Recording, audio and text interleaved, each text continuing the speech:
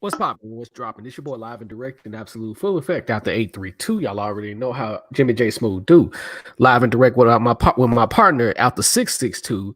Y'all already know how he do. What's popping and what's dropping, brother Craig?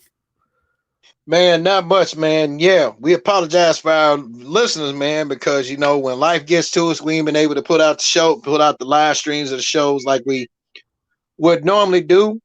I would like to thank everybody that's tuning in on not only on YouTube but on Facebook here for this show. I still am going to deliver on my promise about episode 40. There's going to be a change of plans. Episode 40 will be the long-awaited tribute to Kobe Bryant and the possible farewell to my boy Jimmy J Smooth as he gets prepared to embark on the trucker's journey. That's right. He's embarking on a career as a truck driver. So as and I was just gonna say it, the end is near. Actually, today, and much more than this.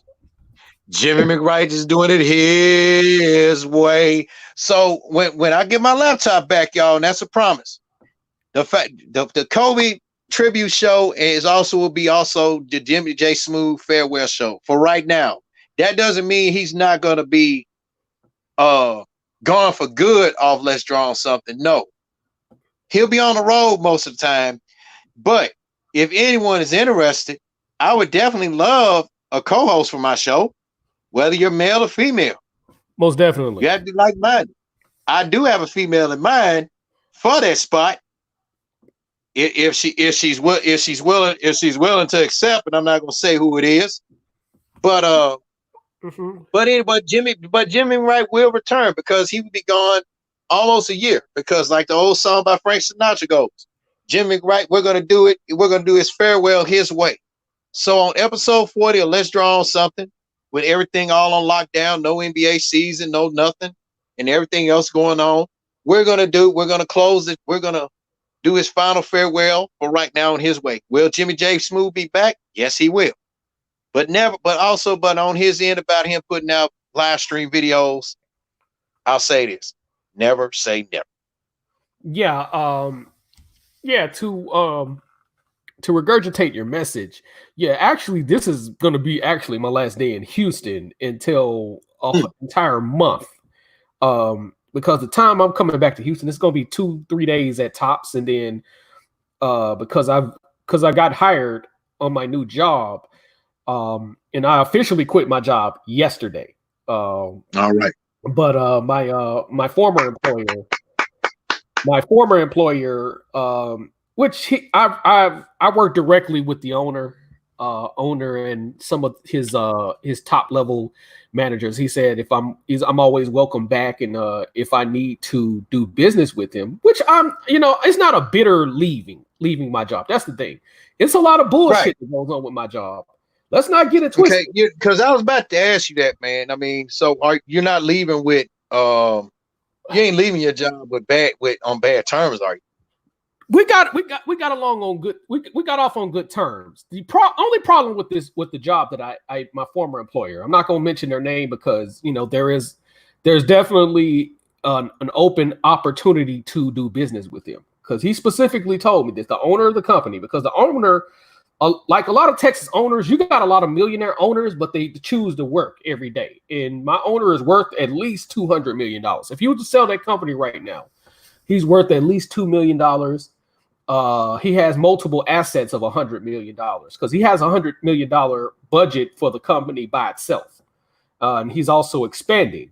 And if you need a job in Houston, I can give you the hookup. If you somebody that's coming in from the Memphis metropolitan area, or just anybody in Houston in general, I will give you the direct number to the human resources individual. But nevertheless, I wasn't leaving on bad terms at all. Because like I say, I have a good relationship with my direct manager, or I should say the head manager in charge of the shipping department. Because I worked in shipping. I did work in the sectioning department, which you put the ductwork together and then you put it inside the machine to where the ductwork works into your AC unit. So But ductwork could be used practically any day, literally, because sometimes the oil field needs quote unquote ductwork. But no, we wasn't leaving on bad terms. It was just because it was a possibility that I might have became a truck driver with that company. The issue came in is the maximum salary I would have gotten would have probably been $50K a year. That would have been my maximum salary. Yeah. I would have been able to get it. Yeah. And that means I would have had to work 1,000 times more than what I work on this job. Now, the current salary I'm going to get with this job is going to be close to $750,000 of $100,000 a year. That's the maximum that I could get. Also, I get a pay increase every year, and then I also get ready to pay taxes. Yeah, and also have a owner operator option after 6 months. You know what I'm saying? So, I got that. don't worry, I got that on lock. I understand that. I understand. I get it. But I also have an owner operator option, which means I get to lease a truck with the company with no balloon payment toward the end of the lease. So that's always the option. But I'm also talking to some investors as well, so I can not have to worry about that. And so that's an option as well. Or if they can direct me into financing in terms of taking a loan and being able to bust some moves. Because when you're an owner operator, you kind of don't want to lease unless you just gonna have it like that. You know what I'm saying? That's the thing, because those are one of the things that they tell a lot of trucking. It works for some truckers. Some things it works for one trucker. It might not work for a trucker. But if you can avoid leasing a truck, I say try to avoid it. So that's the reason why I'm going to be talking to some investors. That's right. So as well before I just make that move, because you can, from what they told me, you can make anywhere from 10 to 20 a year. 20 a month. I'm sorry, 20K a month. So which would be roughly like. Which would be like 240,000 a year, and that's not even including maintenance and stuff like that. So there's a lot of shit that goes with trucking. You can go to YouTube, search, and do information you need to know about trucking, and there's a lot of shit that goes with trucking. You know what I'm saying? Outside of the normal things. But for me to start off with 70K and 75K, maybe at tops this year, if everything. Dang, bro. So, the thing is, most trucking companies was offering, I'll say at tops, they were offering 60, the average was offering 50, 55 a year. When I got with this particular trucking company, they offered me more than what I was looking for. Because most trucking companies, they gonna try to run you into the ground, but pay you very little. Because I know some people that got screwed over with contracts and stuff like that. And like I say, know your contract. If you get in the trucker, whether you're an owner operator or even just an employer, read your contract. Whatever you do, read your contract. Always read your contract, people, even the fine print. And if need be, if you got an attorney, I'm not talking about no street nigga attorney. Mm-hmm. If you have an attorney, get him to read it before you sign anything. Exactly. Because one thing I've learned, let me tell you something. Watching like all these court shows and stuff like that, let alone like looking at some stuff in real life about with the lawyers and everything. And what the hell was that? No, that's me. Go ahead. Talk. Okay. And by the way, check your inbox, Jimmy, because we're gonna talk about that in a minute. In your messenger. Okay. One thing I learned about like on these court shows and let alone in real life, like with the lawyers, like with lawyers and stuff, and especially like when the professional wrestlers, they have their lawyers acting as agents as well. Sometimes agents can qualify. Well, agents are agents, but between them two, they will detect hidden language within a contract like a motherfucker. Like if you had an attorney right now, looked at yours, Jimmy. No, don't sign that. Not just yet. I forgot who it was. I think it was it was one of the wrestlers that said something about it. They had his lawyer looking at, he had his lawyer acting as his agent, looking into his contract stuff and all that other little stuff. He said the lawyer just read, like, he skimmed at it for about like a minute, looked at the paragraph, told him, no, don't sign that. Because he was going to get robbed at a house or home. But if you do, but here's a life lesson, people. If you do have a contract, if you are given a contract, don't tell your employer do not tell that employer that gave you the contract, I'm gonna have my lawyer look into it first. No. Take it to your lawyer, have him look at it. If he tell you to sign it, go back the next day and sign it. If he break down the hidden language, if it's gonna be some fuckery, you're gonna have to bring him to renegotiate that contract or do anything. We ain't talking about just sports people. Like my boy said, Jim McWright, he's in the trucking. This trucking business. He got a contract. Basically contractor means he's bar spin from Little Sweet from Dr. Pepper. Self-employed. But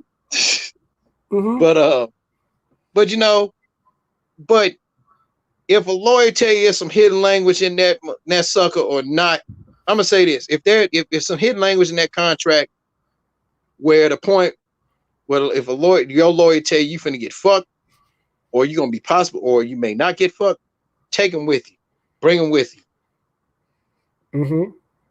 Yeah, and that's no one rule. Yeah, and my plan is to stay with the employer, probably a year or two, tops. I won't know until I actually, go through the motion with the company. But I will have a lawyer on retainer, just in case, some things go down and stuff like that. Because that's what my dad did. My dad was making 50 to about 100K at tops back in the 70s and 80s. You know what I'm saying? Yeah, and money like back then, that was unheard of.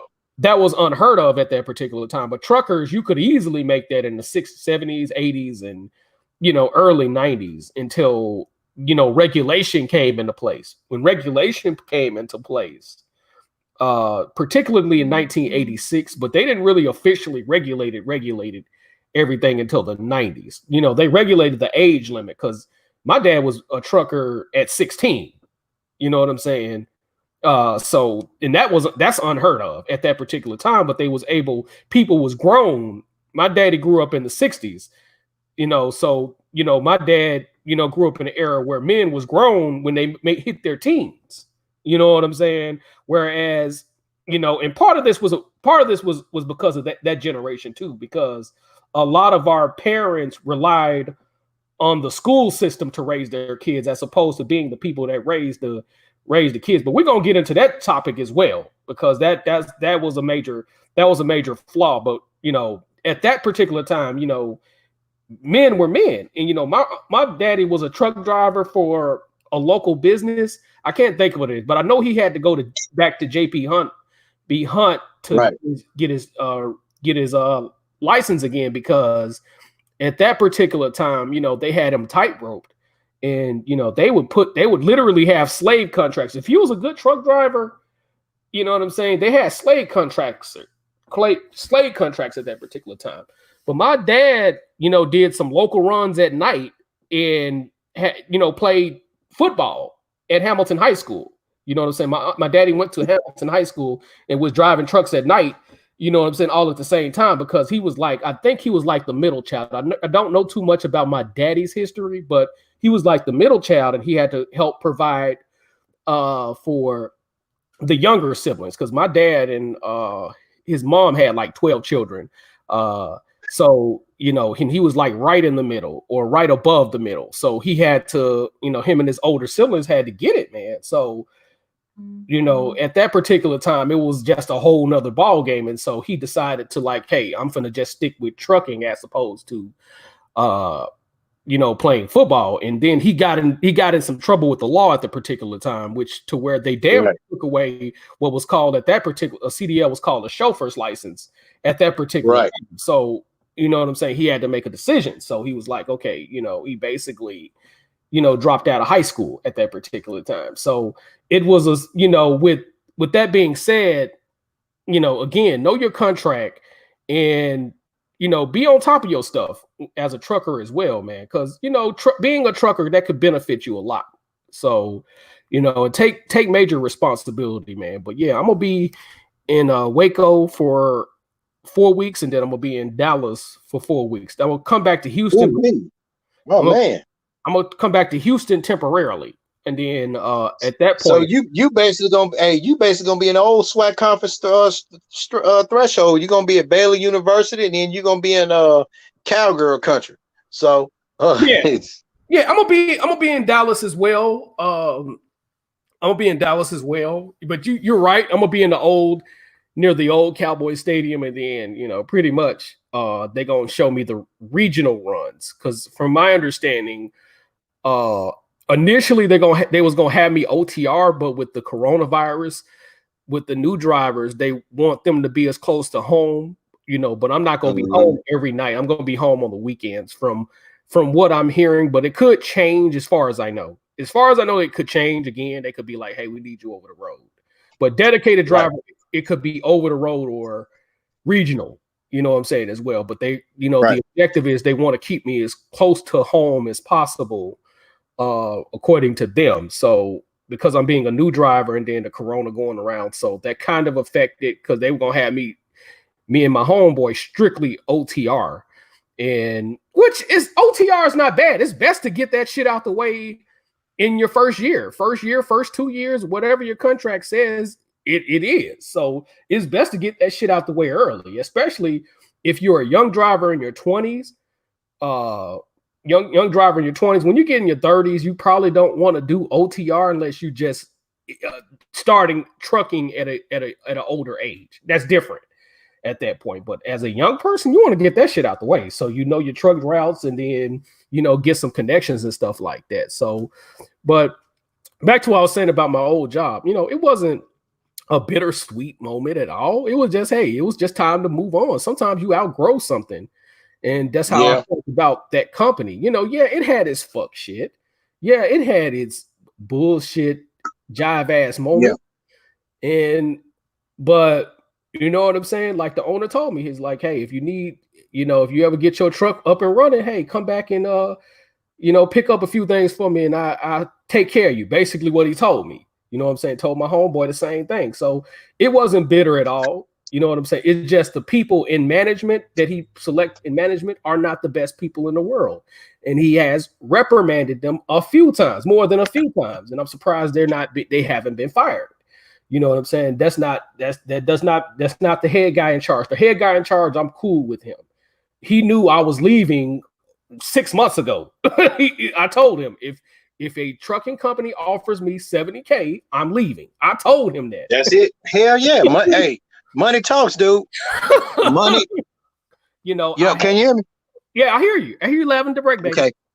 All right, because I ain't see my little thing moving on my about damn time, because I ain't see my thing moving on my YouTube. But money talks, baby. That's all it is. That when that almighty dollar talking. Yeah, and I got a better deal than what I would have gotten for the top level. Well, they're a top level trucking company too, but the top of the line trucking company was not offering that. And it would have took me another few months, or I would have had to have my driver's license for a year. I've only had my driver's license for 6 months. They was like, hey, since you don't have anything on your background, matter of fact, when I told you about it almost a month ago, they wanted me to be out within a week. Literally. They told me. Yeah, you told me. Yeah, they was like, well, we need you on the road right now, but you can decide whenever you want to come out here. But we need drivers bad, and not too many people. not too many people know about it because, you know, it's like one of those things to where a lot of people don't look at that particular company and stuff like that. And they have average reviews. They don't have bad reviews, but they have basically average. I'll say that for the most part. But every trucking company has, you know, bad to average reviews anyway. But they was like gonna send me out right in and there. They were gonna send me out quick. So I was like, oh Yeah. let me get my paper up first. Let me get these last few paychecks in, and then I can come in, you know, because I don't want to just leave the company, you know, high and dry, and then hell, next thing you know, you need to borrow some money, or you need to borrow more than what you actually need to borrow and shit like that. So I made sure I got, you know, make the most of my last few paychecks. You know, it was a beautiful time for me to leave because even though I was working a shitload of hours with my particular company, the hours was drying up. So it was time for me to leave anyway. And then they got rid of all the temps with the company, which is a business decision. You know, Facebook was slowing down. So they was like, they had to get rid of all the temps. So I was like, and then I asked, because I'm cool with the people, some of the people in management, except one person, you know, you know who it is. If you listen and come back and listen to, you know who your ass is. Like Gangsta Boo. You know, I ain't saying no names. You know who you are, little boy. I ain't saying no names. You know who you are, little boy. But anyway, I'm cool with everybody except them. And I was like, hell, what y'all gonna do when I leave, nigga? I told them just like that. What are y'all gonna do when I leave? Because, you know, I do have enough respect for the people in management to be like, man, you know, because you got rid of everybody, and they literally got rid of everybody. I say Tuesday because they had that coronavirus essential business warning on Tuesday for Houston, and they had till 12 o'clock. Non-essential business had till 12 o'clock to shut their shit down or get reprimanded by the city of Houston. And usually Texas is the last people to do things because, you know, we do what the hell we want to do in Texas. You know what I'm saying? So, well, go ahead. Let me cut y'all. Well, Texas. Am I coming in clear? Because I don't see what. Because normally my YouTube thing will pop up. My time. Damn. You clear, baby. You clear. Okay. All right. Well, Texas. I mean, y'all exception to the rule because I really think y'all got in on the same boat with Illinois. That's my state. Emphasis on the word. That's my home. Mm-hmm. I was born and raised in the state of Illinois. Mm-hmm. The governor was on top of shit before Trump can even make that announcement that all governors will do what the fuck he told him. Basically saying, you're going to do what the fuck I tell you. You ain't going into business for yourself or your state. Which I'm going to talk about the city of Memphis and basically I'm going to put South Haven's mayor on blast, Daryl Musselwhite, whatever his name is, Musselwhite, and the governor on blast because they need some shit they need to improve on too. Mm-hmm. You know, I mean a whole lot. But you know, but Jimmy, I'm gonna say this, man. You know, wish you well on your endeavor, man. It was you talked about this, matter of fact, 3 years ago that you were gonna do it, and you know, and I got some things I got to share about on my job. But first and foremost, got to make an announcement. This the Jimmy J Smooth Network, along with Let's Draw on Something with Craig Smith, has been brought to you part by Trey Styles Custom and Designs. There's nothing he cannot customize.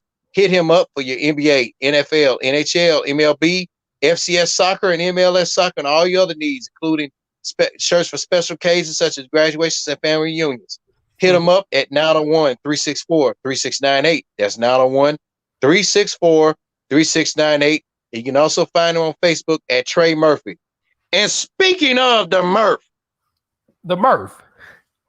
Jimmy McWright. Yes, sir.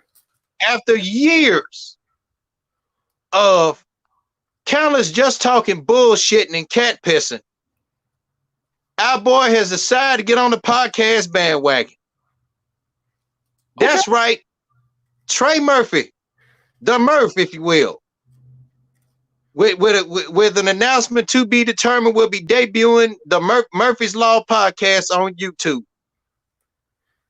He's been talking about this for years, but for all the countless cat pissing excuses and bullshit he's been doing, he's finally got this off the ground. That's my boy. I'm just calling it like it is.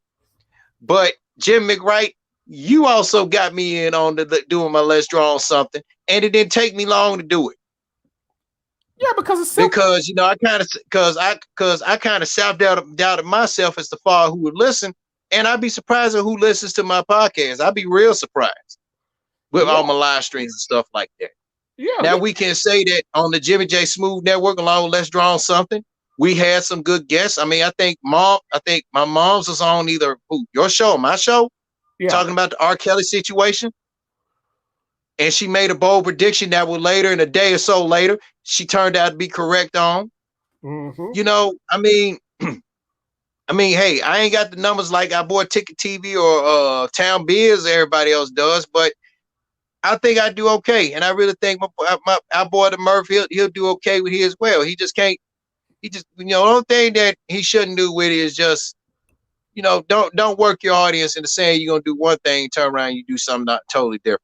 Don't work your audience. Because that's one thing. That's one thing Jimmy J and I, we don't do, Murph. Do not work your audience, because you will lose subscribers and will lose viewers. Yep. That's the only helpful tip that I will get. Now then, whereas I did it on my show with the status update of the week, Jim McWright, if you go to your Facebook inbox. Yeah, I see that. I see it. Okay. All right. Shout out to my girl Angelica, Miss Angelica Burks Henley, who still hasn't aged in years. Beautiful woman. Yes, she is. If you see her in person, you'll faint. Proud Southside alum, my class of '95, who I was originally supposed to be graduating with, but that's okay though. She wins the status update of the week. And it also coincides with what I did on a live video when I was at work Thursday about this subject. So, McWright, Jimmy J Smooth, if you will you please read to the audience this status update of the week? And it goes to Miss Angelica Burks Henley. All righty then. Let me pull this thing up for you for Facebook. Okay.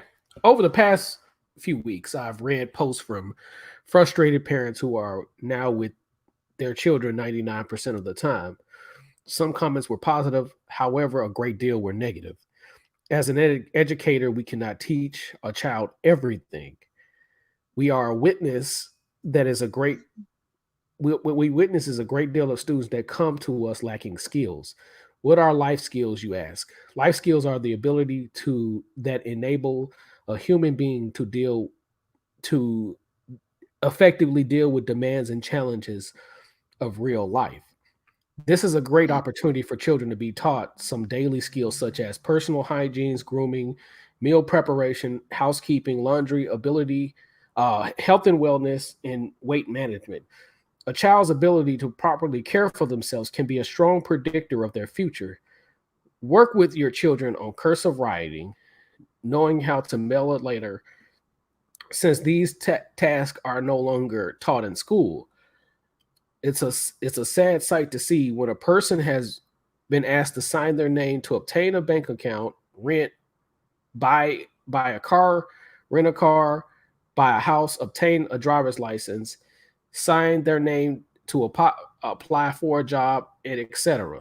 They can't because the school didn't teach them how. Remember, parents are the first educator. I agree with this statement. All right, hold up. Repeat that. Hold up. Repeat that last line again. Hold on. Parents are the what? First educators. All right. Parents are the first educators. Now, again. Damn right. Now go ahead and say what you got to say. Because I have my criticism. Let me see. I have my criticisms of the educators. Let's not get it twisted, because I've spoken about educators. But this particular status is spot on. And I've been saying and this. She also, and I mean cut y'all, Jimmy. My girl also complimented and matter of fact confirmed what I said about these parents That's if y'all call yourselves being one. Yeah, I'm taking a shot. I'm taking shots at some of y'all about y'all bitching and getting on here bitching and complaining about homeschooling your children. But she confirmed what I said in the live video. Go ahead, say what you got to say. Yeah, I have my criticism of the education system for the most part. You know, there are educators that do try to do their job, and there are some educators that are there for a paycheck. However, parents should not rely on educators to do their job, to do what needs to be taught by parents. That's first and foremost. Personal hygienes is a given, and I've even said this to some of my family members. I'm like, hey, it should not take. You shouldn't have to tell a grown ass person about wash their hands after they come to the bathroom, wash their hands if they go out of the kitchen. You know what I'm saying? It should not, shit like that should be fucking common sense. And you'll be amazed at how many people that don't do these simple tasks. But nevertheless, I do agree. Educators cannot teach them everything. Now, on the flip side of that, because everything she's saying is spot on, educators do need to do their job.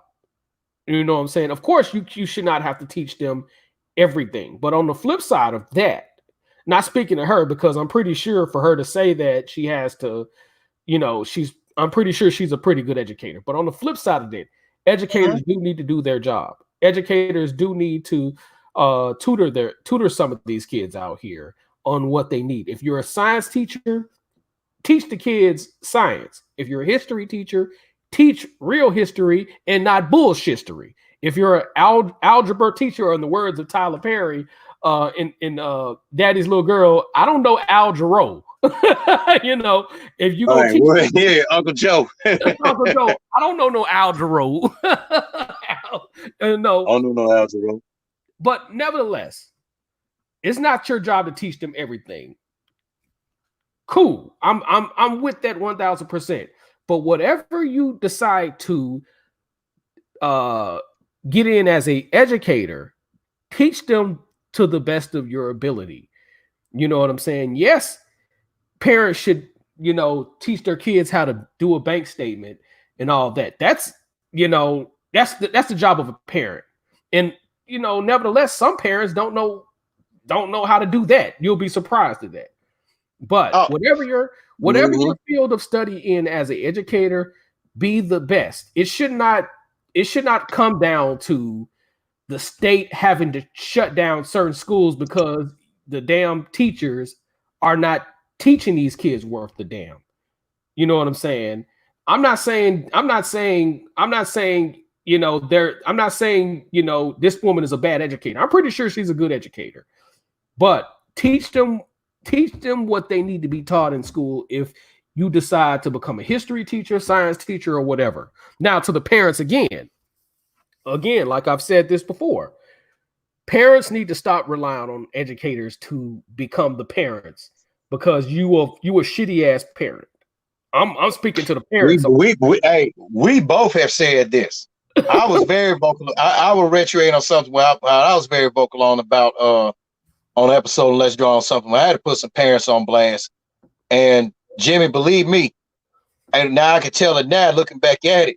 I had some emails. I had some emails that was from some parents, Memphis City school parents, I might add, had to get on my ass about some shit like that. So, and to them, they sent me them emails, and I probably told them, "Hey, you can go fuck yourself," because maybe what I said might have rubbed you the wrong way.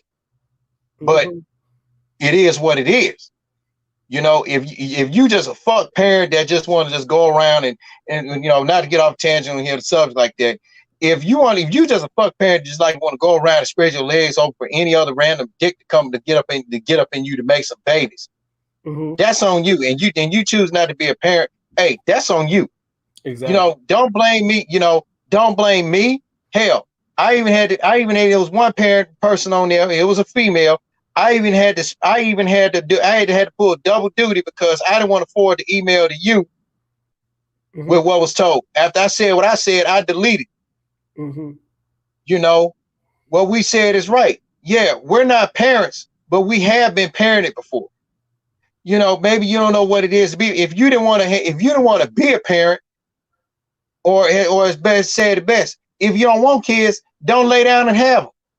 Exactly. That's just the fucking bottom line to it. And if you and I still say this to this day, if you don't like what I fucking said, I'm not going to tell you to suck something to mine. If you're a male or a female, if you're a female, yeah, that goes for you. But I'm not going to direct it to a male. If you're a male parent, if you don't like what I gotta say, well, big whoop, big damn fucking deal. Apparently you're not a man. You got to learn to be a fucking man. But maybe in some cases, some fathers I know, they never had men in their life growing up as a father, feeling some type of way. So for to disclaimer on both our ends, because I'm gonna say something on this in a minute before I let my boss continue. If you feel some type of way in regards to what Jimmy J Smooth and myself say in regards to this subject, hey, fellas, kiss our ass. Ladies, you can do what you're not probably good at doing best. But it is what it is. Go on. Yeah. So yeah, parents. I mean, it's not the teacher's job to teach them everything. Their responsibility is teach them the particular subject in the class, everything about the subject, or at least everything they know about the particular subject.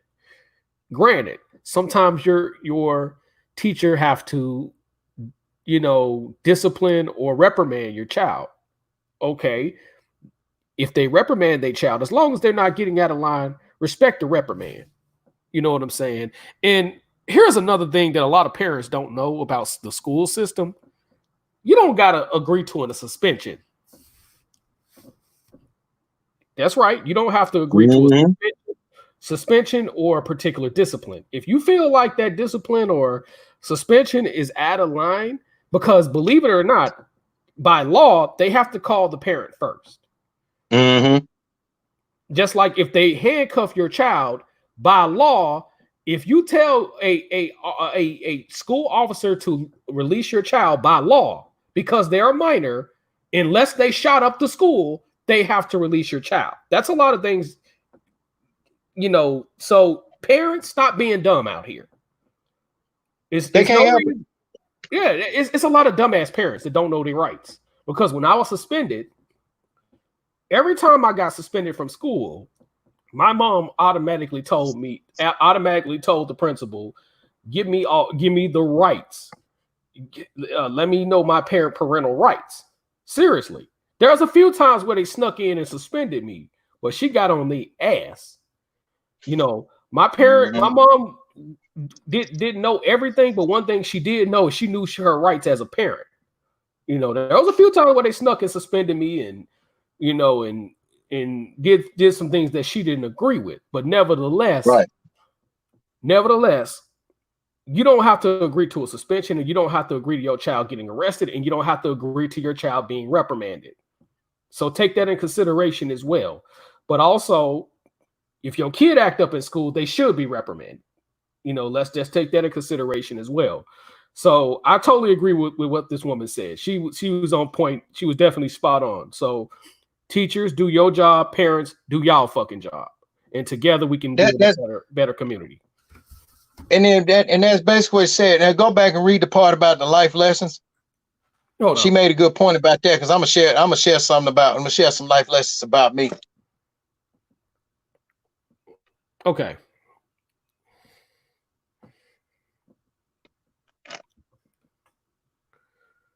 I'm trying to. Oh dang! I gotta go back in the thing again. Hold on.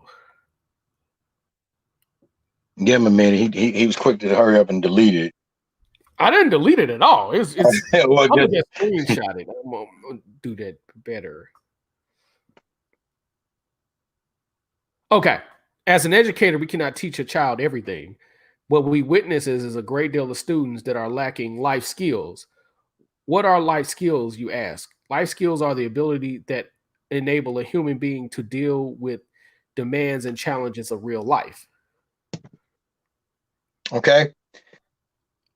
Let me now, Angie B, that's as I aptly call her. Shout out to her, by the way. And yeah, if Jimmy's sharing this on Facebook Live, I'm gonna tag her on this too. And if anybody is church going everywhere else, because there's some other names, there's another another woman's name that's in the fan question I have to acknowledge too, in that about my past job at FedEx. But excuse my language on there when I said the D word. Let me explain to y'all what life lessons really are from my point of view. Life lessons is like basically what she said: washing dishes, learn how to clean house, learn how to pick up behind yourself. Yes, ma'am. No, ma'am. Yes, sir. No, sir. That's universal. Life lessons that applies with the woman. Life lessons from a father. If some of y'all had him in your life, or if some of y'all got baby daddies, because if all they know how to do is pedal in the street, you ain't gonna get nowhere in life. Life lessons from a father is this: learn how to be a gentleman. Basically, that's basically both from mother and father. Learn how to, from the mother, the son needs to learn how to treat a woman with respect, and he expects respect in return. I'm gonna touch upon that subject because Jimmy some rubbed me the wrong way last weekend. I'm gonna have to put a person on point on they self, but I'm gonna have to protect their identity on that one. How to respect woman, how to treat a woman. Coming from the man point of view, when a man with his daughter, man need to teach his daughter how a man should properly treat her. Because if he treat her like shit, guess what? Daddy gonna whoop his ass like he ain't about shit. Because if I had a daughter and if my daughter was dating a dude that was treating her about shit, guess what? He'd be getting his ass whooped and wouldn't be walking around here any fucking more. Period. That's that on that. What I was taught, and like I said, my father, he had his little fuck boy ways, and I've gone on documented on that on the Jimmy J Smooth Network's dedication to Craig Sr.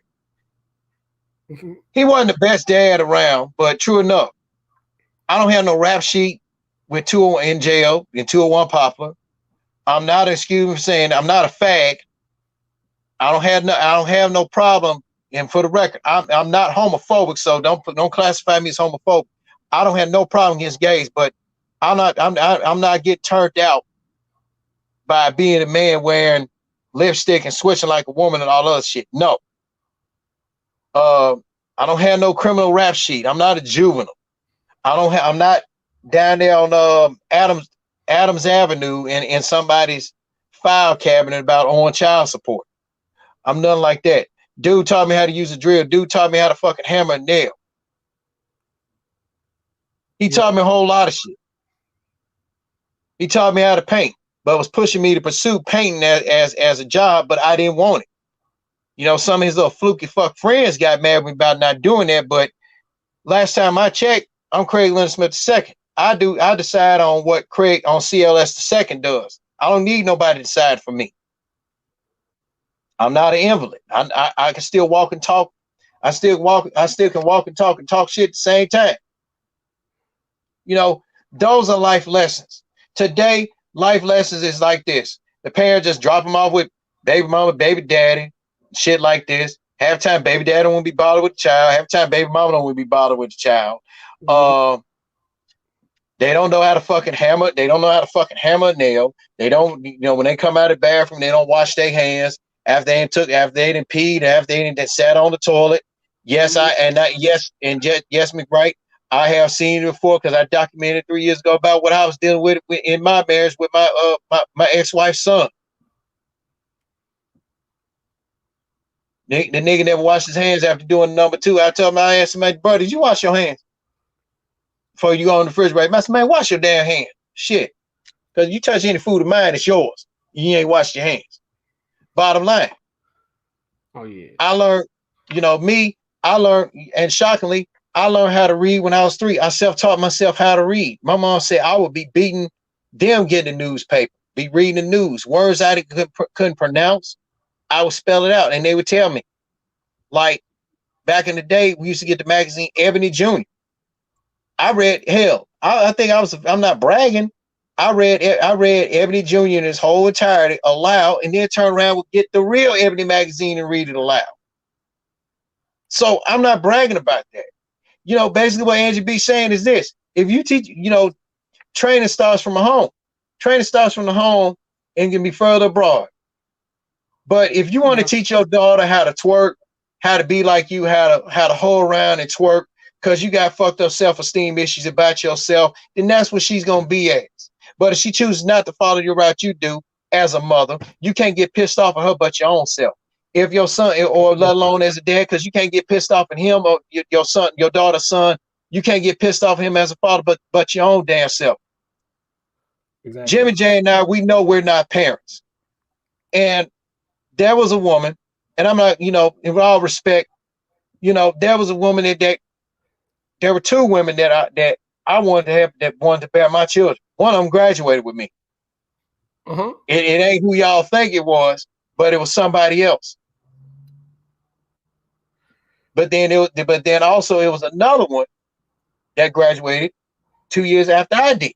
So I'm just gonna put it like that. Just gonna put it like that. Then were the two women that I wanted to bear either a child or my children. That was it. If I was a parent, and like I said on my Facebook Live about the homeschooling and all this other shit, let me tell you something. These kids, Jimmy, here, they think when they said Shelby County schools is closed indefinitely, they took that shit as a vacation. Let me give you kids, and especially you parents, a fucking reality check. You ain't on vacation. Last time I checked, this is March, heading into April. This isn't June. This is April, heading into April. This is still March, heading into April. So the school year is technically still on. Yeah. So if you get to bitching about the fact, get on Facebook talking about some, my baby hit up to do this and do that, and this and this fool didn't even finish didn't do his homeschool. So he gonna have to he's supposed to be graduating this year. Now I didn't pay for all this stuff and graduate, had this and that, and this motherfucker and this nigga finna graduate next year. Okay, it ain't his fault. Well, technically it's not only his fault, it's your fault. Because you weren't being a parent to step up and make sure that your son or daughter was actually doing their damn homeschool. Right. Like they fucking supposed to. So my girl Angie B did make a good point on that one in a subtle way. She's being subtle about it. And that's them and she's an Aries. Yeah. Aries are subtle in so many subtle ways. And shockingly, I get along with Aries real good. But you know, again, y'all are not on vacation. You Shelby County kids, school kids, y'all are not on vacation. I'm gonna repeat myself. This is a vacation. The school year is still in effect. Some of y'all. I've seen some Facebook posts on there where it said, my child's supposed to be doing the homeschool and this and that, and look what I catch you doing. Either on the PlayStation 4, playing the game, or on Xbox One, or sleep when they supposed to be doing this and that class. Well, let me tell you, parents, here's another solution what you parents should start doing. Start being one. Thank you. And that's basically what Angie B was in her, and again, in subtle ways, is telling you what to do. She's only an educator. She she's not a parent. Exactly. You know, now I'll admit that now I will go on record and say there was one dude at Southside High that as you said, that taught U.S. history and Black history at the same time, and I still acknowledge to this day. Shout out to Van Snyder. Yeah, because he enlightened us on a whole lot of shit about the real true American history, and he's not teaching anymore. But I ain't gonna never forget what he said. He said, see, with Memphis City School, now he talked about this off clock. I remember he said, I was sitting in the class, he had a free period, he was freestyling everybody. He talked about this. He said, what school systems all around the world, they want us to teach U.S. history the way they want us. He said, but I'm teaching the way I want y'all to know. I passed this fucking class with a B. Because he's the same one I told that knew I had a lot of potential, because he told me he didn't want to get in the subject. I went from, because I knew better. And he said, Craig, you know better. I went from a D, I went from 2 Bs. I went from a B in first 6 weeks, A in the second 6 weeks, then third 6 weeks, I had a fucking D. And that's when he said I knew better. Right. So I credit him in my 11th grade year because he challenged me. I think really my junior year, I had some of the best teachers. Right. God rest her soul, Miss Deborah Maddox. God rest her soul. She stayed on my ass.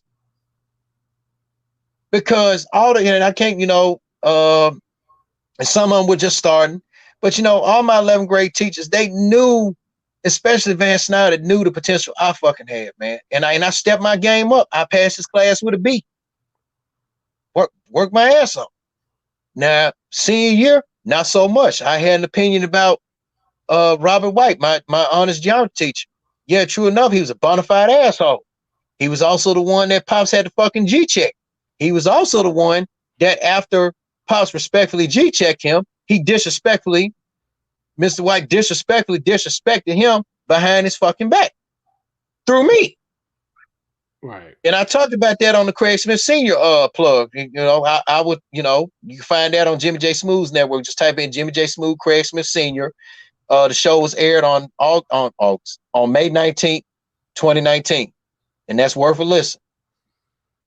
I felt that the teachers I had in my senior year, man, my art teacher, she was real cool, but the teachers then treated that shit like it was a fucking business. Like they really didn't give a fuck about the student. If you weren't a certain type of student to them, especially like with Robert White, he pretty too much didn't want to fuck with you. That's why I told you when my 6 weeks, he fucked me over on purpose on a grade. Yeah. I talked about that, and then I was like, okay, something didn't fucking add up. So yeah, and then everybody that even graduated after me and after that knew he was an asshole. He would talk to people any old kind of way. He was even an asshole to the parents. So that's why I said it was a good thing Robert didn't talk to my pops on the day my pops felt like whooping somebody's ass, because pops came to school, got whooped it. Put it like this. It was a good thing Robert, or I was gonna call him Mr. White, or Robert, I'm gonna call him by his first name. We're grown. Robert talked to Pops through the phone, because the shit he was telling Pops about me through the phone, he had told him that to his face, Pops would have been arrested. Damn. Oh. That's real talk. My Pops would have been fucking arrested. But my girl Angie B, shout out to her, for that. I'm blowing you a kiss for the status update because she was spot on with what I said, and this was something that not only I but Jimmy J, my co-host on my Let's Draw Something, and the boss of his podcast, which we're gonna die, we both been saying this.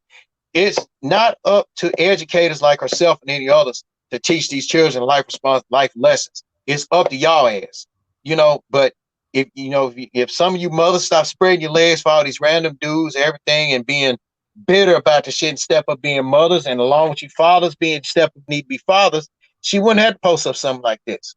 Jimmy J and I, we wouldn't have to be talking bad about y'all about something like this. Yeah, we have been dubbed as the undisputed champions of the the ones that get fucked, the ones that get fucked over by the fuck girls and the fuck boys.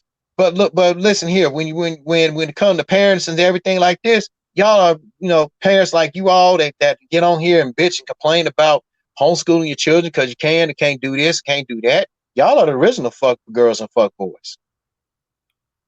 Yeah, I agree. If you don't want to, if you don't want kids, don't bother laying down having them. Simple as fucking that. Exactly. And people get mad when we tell the motherfuckers that, but they don't. They dumb, man. When it comes to that, man. But just stop having kids by every Dick, Tom, and Harry up in this motherfucker, man. And if you're not willing to educate your kids, man, shit, hell, take them to grandma's. But before you do all that, stop having them motherfuckers. Because you Mm-hmm. do the world a disservice by having dumbass kids. Mm-hmm. You do the world a disservice by having dumbass kids, not teaching them shit, not lacing them with the necessary game they need. You do. No, they boy, wait, back up. They lacing them with game. See, they lacing them with the street nigga game that they used to. Because I done seen some kids become worse street niggas than their parents are. It's cool to hip them to the streets, but you don't want to have your life. You don't want to live your life in the streets. There's a difference. That's what I mean by that. Hell, they living their ass in the streets, and then parents be complaining, my baby in the street. No, that's your fault. You the foundation of that. Mm-hmm. Well, that's your fault.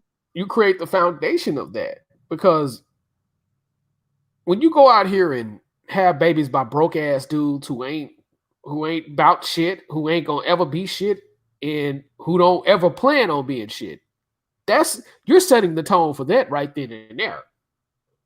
Mm-hmm. You know, I'm not saying people who have 6-figure, 7-figure, 8 salary cannot drop down to reality, but that's a whole nother conversation in itself, because you know you got decimated financially. You know, you can have a business and your business be worth $1 billion and that shit end up be worth zero. And that's possible that shit like that can happen. I'm not talking about that situation. I'm talking about putting your kid into poverty and then expecting the whole world to teach your kid shit. That's stupid as fuck. Mm-hmm. But y'all motherfuckers sit up there and have kids build something. Build a foundation. Have some shit going. Have a source of income going to where your kid don't have to be struggling because your ass is below the fucking poverty line. That's true. The biggest problem with people across the board, because different sectors have this problem. But I'm speaking to my people in particular. Stop having these damn babies out here and you gotta beg the whole family for goddamn money. That's some bullshit right there. So it is what it is when it comes to that, man. Yeah, and you know, and we ended on that. So Angie B, you get the status update of the week on our show on this one. For sure, man. For sure. So, what you got something you want to share, McWright? Oh man, not too much, man, but I'm just proud of my viewers who viewed my last video up about the late Dr. Layla Africa. I got like 200 plus views, and that's like my second most viewed program of the year. So I shout out to them. And it was only like a few, I don't think it was no more than 3 minutes tops video, but shout out to the people that looked at that, man. And like I say, go, Google search Dr. Layla Africa and on his dietary regimens. And for those who don't know, Dr. Layla Africa, he's been a herbalist / doctor for many, many years. And he was not only a herbalist, he was also an educator for many years as well, outside of his herbalist job and stuff like that. And he taught people how to have the right dietary plan and stuff like that. And what makes his dietary plan so beautiful is he don't just tell people to go eat fruits and vegetables like most typical motherfuckers do. And I'm not saying there's nothing wrong with that in particular, but you got to be careful on how you do it. His shit was more strategic than anything. He tell you to reduce the amount of white bread, the amount of white material, period. Because from what he says, white material type foods are not meant to be consumed on a perpetual level or high levels at that. So he had more of a strategic plan. He, because you got some extreme vegans and vegetarians talking about, well, you shouldn't eat meats and stuff like that, but he tells you to do it in a strategic way. You don't want to eat too much meat, but if you're going to consume meat, you should only consume this amount of meat per day. You know what I'm saying? So shout out to Dr. Layla Africa. And I'm gonna tell you something. His plan is so strategic. Even though I'm a big ass myself, I don't become obese because his diet, I don't drink dairy milk. This is the most dairy milk I done drunk since I watched Hidden Colors 5. And I shout out to Tariq Nasheed for putting him in there. But I did my research because when I'm watching Hidden Colors, I do research anyway. But his shit was on point because my sister put me up on almond milk. And almond milk is a healthier alternative than dairy milk. Yeah. I'm gonna start trying that too. I think he say raw milk, but the thing about raw milk is you have to consume it or it's gonna go bad on you. But he said it's better to not induce a lot of dairy milk because that leads to cancers and other diseases and stuff like that. So that in itself, I don't gain no more than 220 pounds, and for everybody that's different. I wear it differently than anybody else. But other than that, because I don't eat a lot of dairy milk, my shit will come down. My shit shift 20 pounds, 200, 220. You know what I'm saying? So, rest in peace to the brother, Dr. Layla Africa. And like I say, if you don't know, go Google search him and go to his website and look up his dietary plan if you want to stay healthy, because it's a lot more strategic than what most people will tell you in terms of their dietary plan. And like I say, some people have the discipline to go straight vegan, but that does not work for everybody. And that's what I respect about the Dr. Sebis and the late Dr. Layla Africa. And my condolences also go out to his wife. I don't know her name off the top of my head, but I know she did a lot of work with him for many years during his remaining years. And she said he died peacefully. So nevertheless, man, rest in peace, brother. Oh, no doubt. This is my first time hearing about him, but I'm gonna do my research on it, and I advise everybody else to do the same. So Jimmy finna give me something to do on my little self quarantine on this weekend, because with me being off 3 days and me being officially part on night shift on my job, I cut a pretty cool schedule. I work Monday through Thursday, and I'm off Friday, Saturday, and Sunday. So I can go in either one of these days to get some little extra time in if I want. But rest in peace to Dr. Africa. Like Jimmy said, Google him and research some of his stuff, man. Because it really, and some of y'all really do need it. Hell yeah. Hell yeah. Some of y'all, hell yeah. Hell yeah. Man, shit. Because during the coronavirus, everybody making jokes about stuff like this and that, which leads me into this, Jimmy.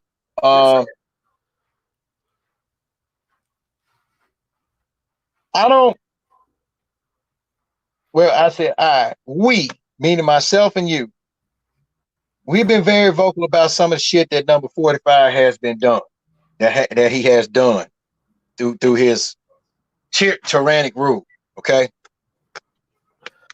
But on this instance, I don't know if you agree.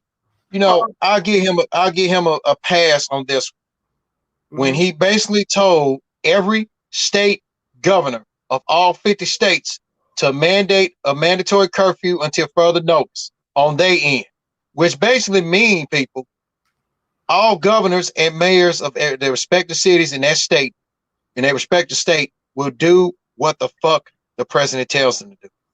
Am I correct? Correct. That's correct. Okay. You would do what the fuck the president tell you to do. Which brings me to the city where I currently live at right now. And yes, I don't care if this does get out, because one of my videos about South Haven, Mississippi in the past about the Walmart shooting. Right. They didn't, they weren't, I guess, the state governor and everybody else and the mayor wasn't too pleased about it being talked about on headline news. Because let's face it, yes, of course, South Haven is going to get talked about. Why? Because Walmart is what? A national company. It's going to get fucking talked about.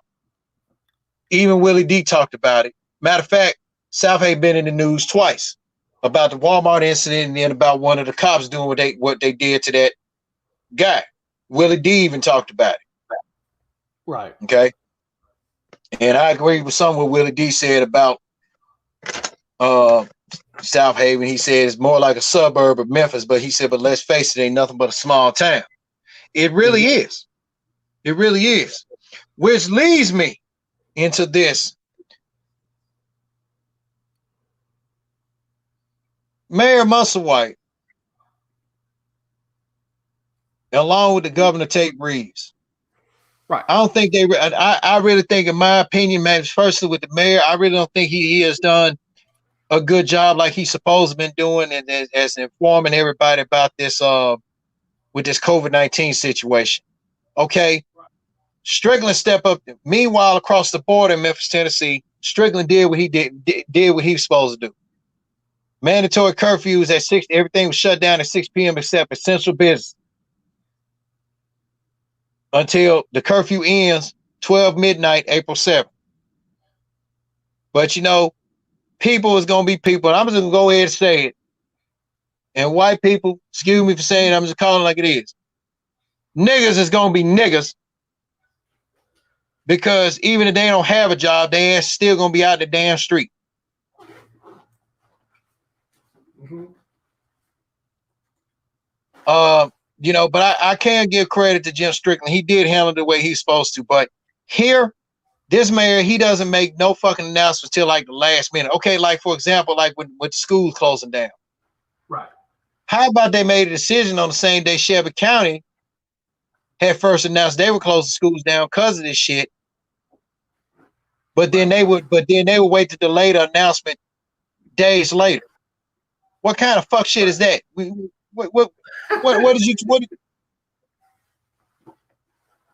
did you heard right, man? What you tripping? I'm for real. What kind of shit that is? Exactly. If you already made your decision along with Shelby County schools to close schools too, why was you gonna wait till on a fucking Saturday or Sunday to announce the shit when you been known ahead of time? Just announce the shit when you already knew.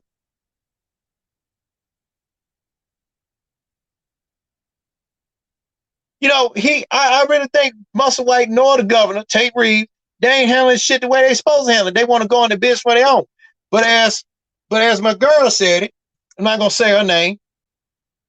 The reason why they don't want to cooperate with President Trump is because Mississippi and mainly South Haven looking at all this fucking money. And she's correct. And she's right. She was right, but she said that.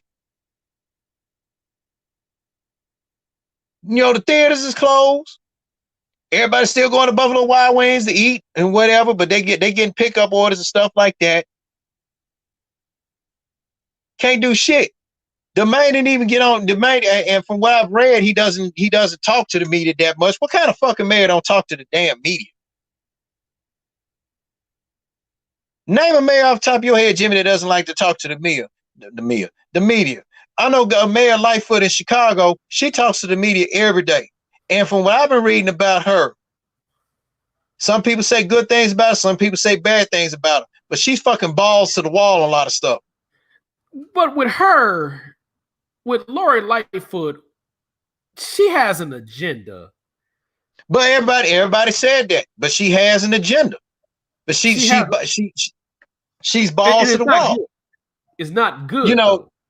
True. I'm not applauding her for that. But you know, a balls to the wall attitude about things about city Chicago, I understand. But we all know you got to hit an agenda. I'll still say the best mayor when I was living in Chicago was Daley. Daley Jr. Daley Period. Jr. But Mom said she grew up around by the time his dad was in office. Said his dad didn't fucking play either. He said what he meant. He meant what he said. You know, if you got to work, that's fine. If you ain't working, you need to have your ass in the house. That was at the time when they called the National Guard one year. Oh, yeah. You know, Son didn't play either. Tell you a quick story. The Son interrupted the late night book, whatever was on television, had the news people come on at like 1 a.m. on Channel 9 to interrupt something. He found out that an elderly lady died because Chicago was facing a massive cold front to the point everybody's trying to keep their heat on and everything else and stuff like that. Because the weather, you know, let's just say the weather got out of hand. Like, you know, typical Chicago, weather got kind of out of hand. So he found out that Daly found out that People's Gas, the gas people, Commonwealth Edison is the light people. Cut this lady's gas and light up. Cut this lady's gas off, elder lady's gas off, light off, and she died. Daly Right. Jr., no lie, was in a press conference. This man did not care. He had a little 5 o'clock shadow on. The man showed up with his robe and pajamas on and made it mandatory. He said if anybody got past due bills or disconnection notices with Commonwealth Edison or People's Gas, they are going to remain on. As a matter of fact, he said, after the day, the city of Chicago will pay for these. And if you disconnect any of their services, guess what? Your employment will be disconnected with People's Gas and Commonwealth Edison. No lie. He did that shit. Yeah. Junior was gangster, man. Junior was not playing. Well, his daddy was a gangster. His daddy was a well-known was a well-known gangster back in the day. Because whatever he said, because like I say, his dad had mob connections. You know, that's well documented. Yeah, everybody knew that. Yeah, everybody. Yeah, I think he was a part of the Jewish mob. I want to say, if I'm not mistaken, he was that dude. Because I think he was like connected to Meyer Lansky, something like that. But he was about that life. So it wasn't surprising that his son had that gangster mentality too. So, and he meant it because he said that pissed him off, man. He's shit. He said, and he said, if I had to, everybody talking about me being in my pajamas and my robe, my 5 o'clock shadow coming out and doing a press conference about this, yeah, I'm hot. Because he cared about the elderly, man. That pissed him off. Yeah.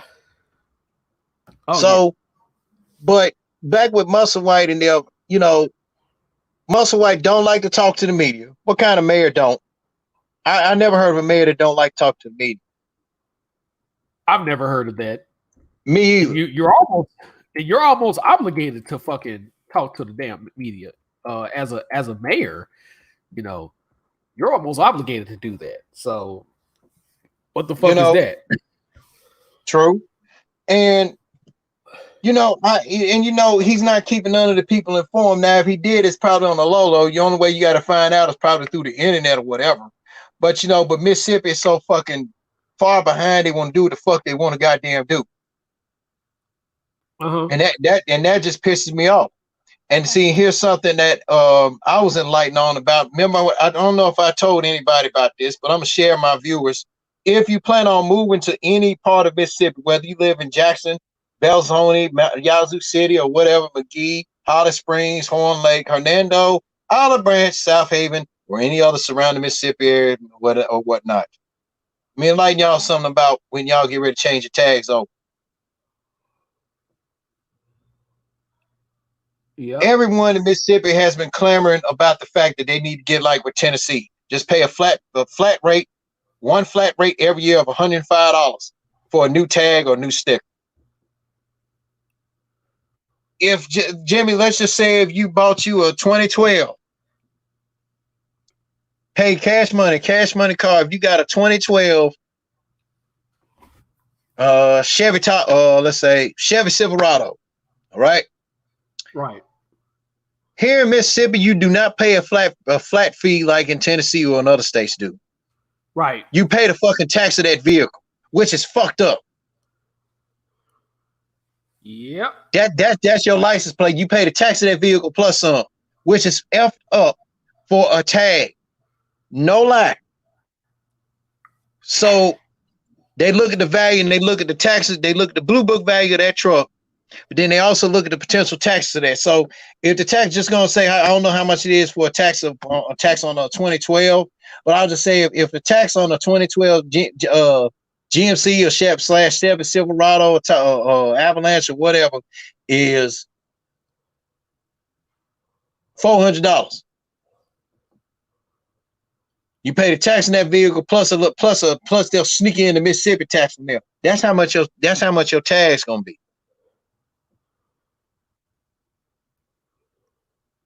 Yep. Ain't that fucked up? That's crazy, bro. And that's stupid. And everybody been saying, man, they just need. And one time, my Hyundai Santa Fe, when I had that car, it was an 08. The tags on that car ran me, get this, $793 and change. 408. That's crazy as shit. And luckily, drive time fronted. No, it was really $700. It was $713 because I got a nice. I got $80, 80 some dollars in change back from that. Because drive time at the time they cover the fee on this shit. Even the folks at drive time said, "Damn, every state paying one flat fee for the tags except Mississippi."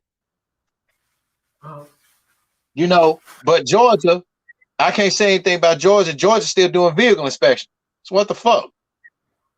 And every state cut out vehicle inspections. They do. They still do them in Texas too. They do it out here too. They need to stop. You won't get a tag in the state of Texas without a vehicle inspection, which is understandable because you don't want a raggedy ass car driving on the road. I've seen people without lights, mm-hmm. and at night. This is the wrong place, and this is the wrong place to not have no fucking lights because there's parts of Houston that I'm talking about in the in Harris County where it's no street lights.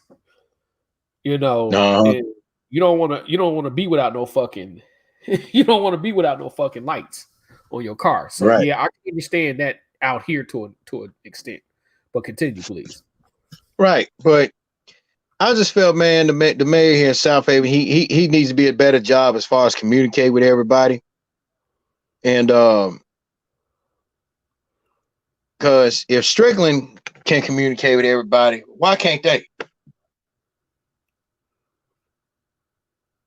Yeah. You know, I mean, this is a serious situation, and maybe headline news of CNN was right.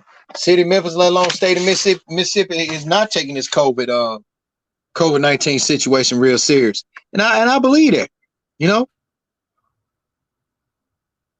Yeah. You know, like my girl said, South Haven, all of it's Mississippi, let alone Mississippi in general, all about that fucking money. Yeah. Especially South Haven. South Haven don't want to lose no money. Well, but there was a comment he made though, Jimmy.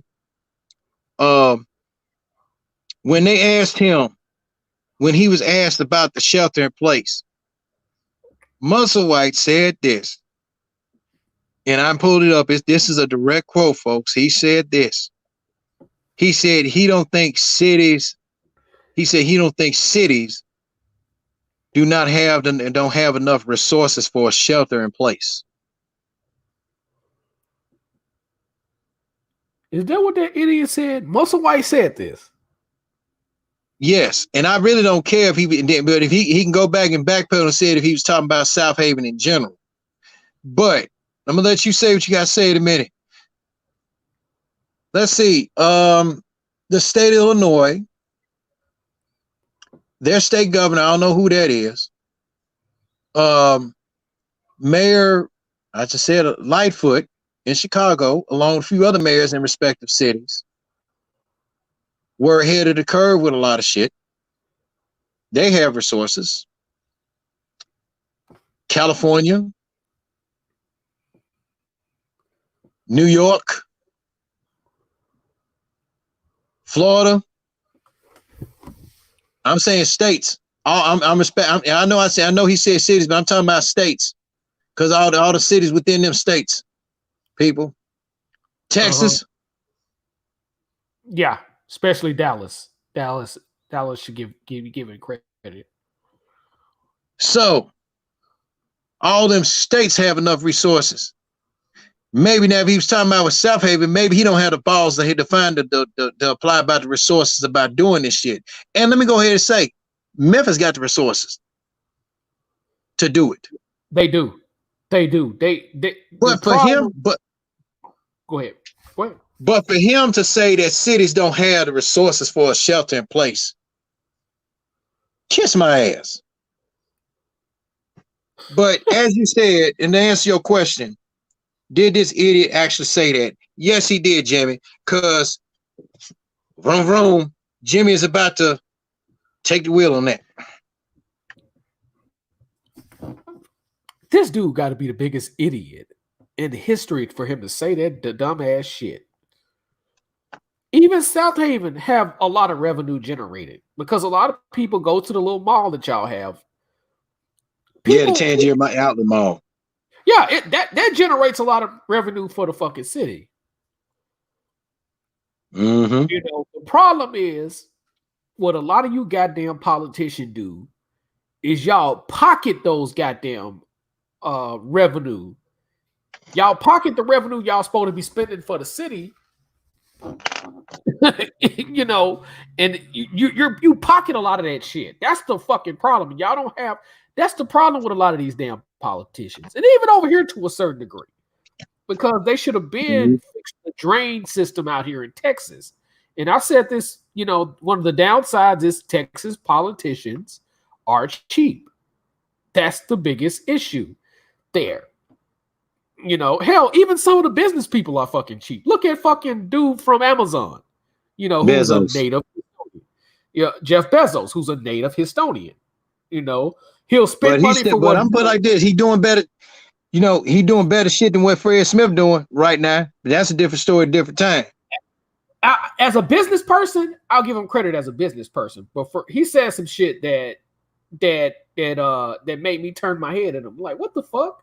Because he said some shit about donating, you know, supposed to be raising some money. I'm like, motherfucker, you got a $150 billion net worth, motherfucker. You got, and your ex wife got half of it. So shit. But guess what? Amazon paid that out to her. It wasn't him that paid it out to her.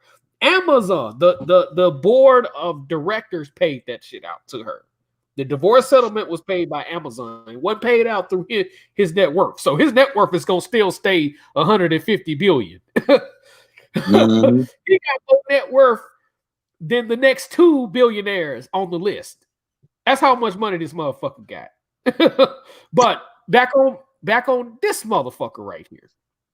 You're saying cities don't have the money, the resources? Man, get the fuck out of here, stupid ass motherfucker. My street, Westheimer Road, which is literally within 5 minutes away from where I currently stay at, generates $40 billion a year. Generates $40 billion a year for the city of Houston.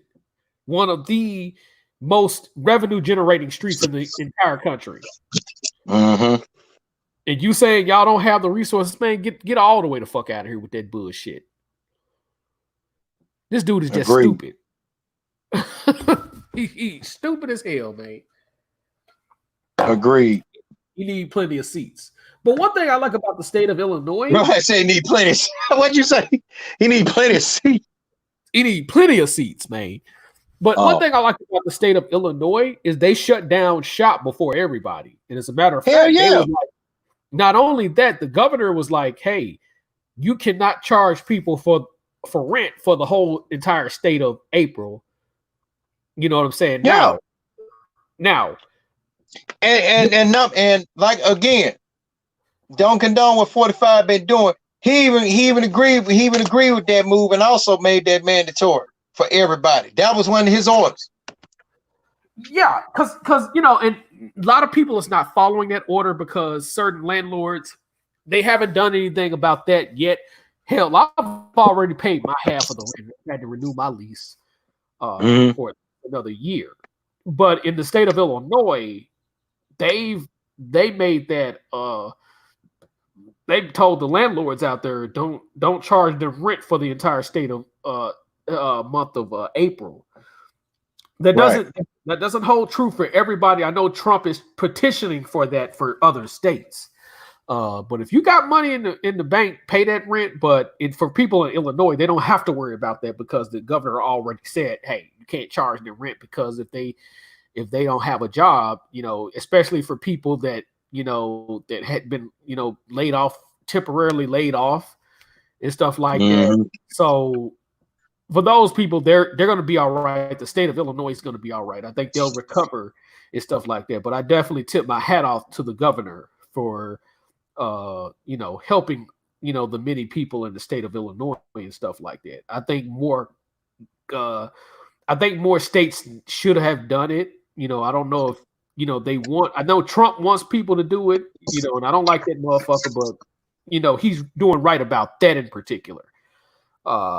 By trying to petition for that. So, and then, you know, it's going to take 4 months for that quote unquote stimulus package to come Yeah. for all the people, because they can only send $20 million out at a time. So, just let this be a lesson to everybody, especially people who have the wherewithal to uh to have the wherewithal to take care of themselves and stack up some money. You know what I'm saying? Mm-hmm. Do right by your money. Do right by your money, because if you don't, this is the situation you're gonna be in terms of this coronavirus situation. Always Right. plan for in case of an emergency. This should give people people should learn a lesson from this, Yep. because the economy was one step from going into another depression. Mm-hmm. Always stock up on stuff. Stock up on essential things like toilet tissue. Stock up on essential. Which is just fucking outrageous. Yeah, stock up on necessary items. Which people that took that to a whole nother level. But there are, websites like Freedom Paper that getting good business right now. And I say go to Freedom Paper, Google search Freedom Paper, and if you need some toilet tissue, that brother's got it. You know what I'm saying? But nevertheless, always stock up. Don't, I've been stocked up on food for a minute. You know what I'm saying? So, because I've only had to go to the store for food for woo-woos and zuzus. Other than that, I've pretty much been stocked up for about 2 months now. So this should be a lesson to everybody at this point. Mm-hmm. Oh, agreed. So, I mean, but everybody, man, look, I think with this going on, I'm just gonna be honest. This need to prove to everybody they got the balls to survive. And so far from what I've seen, they don't have none. Oh yeah. They don't have none. Oh, yeah. Your survival skills need to come, excuse squeaking back, I'm sharpening up my lead hold the pencil. This is where your survival skills should come to the test. I mean, if you can be out here trying to survive out in the streets, selling and peddling and stuff like that, then you know what? This is your true test right here about survival. You got a family home, you need work. If you got an apartment home, you out here selling and peddling, but when you open your refrigerator, you ain't got nothing but a fucking thing, a bottle of water and some baking soda in there. You can't survive. But if your refrigerator full and everything, you selling peddling, hey, teach his own. But you still got to learn how to survive out here. Yeah, and this is a time where businesses, especially our Black business people who have essential items, this is when people need to jump on the game and market themselves for essential items. And this is a time for other Black people to support those businesses that have essential items. Right. So, guys, if y'all out here and y'all have, essential items, holler at me. I'll promote you. I'll get some business rolling through. You know what I'm saying? Yeah. And other people will get you some business. People that I know that will get you some business rolling through, because at this time you need these essential items. You need toilet paper and paper towels and stuff like that, and even hand sanitizers. Have been people been buying the motherfuckers up to where the Family Dollar in my neighborhood, they specifically told them you can only buy one toilet tissue per person. They had to tell motherfuckers you can only buy one toilet tissue a family. Damn, you mean one pack? One pack per family. That's what I meant. One pack per fucking family. That's crazy. Yeah.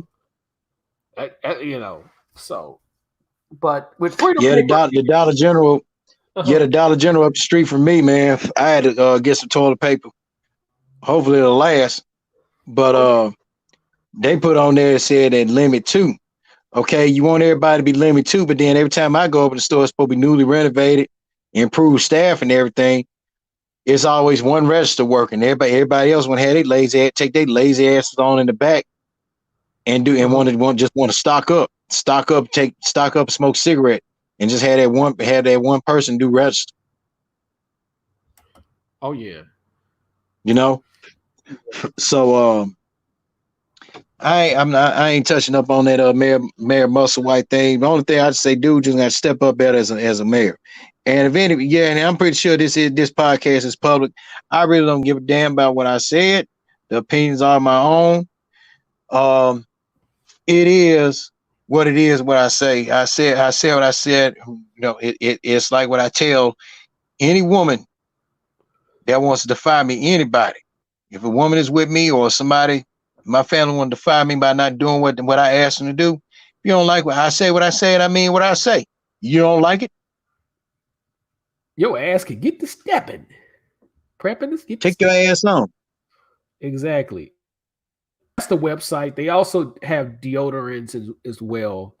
That's the website that I've posted in the chat as well. freedompaper.com. You know, now some items they may be clogged up, like the 76. I think it's the 76 toilet tissue, because they got a deal where you can get literally 76 toilet tissues. They for $76, I think they're clogged up in that. But if you need a 20 pack, they got it. So 24 pack, they got it. So you know, go to their website and, man, fuck with your boy, man, as they say. Yeah, most definitely.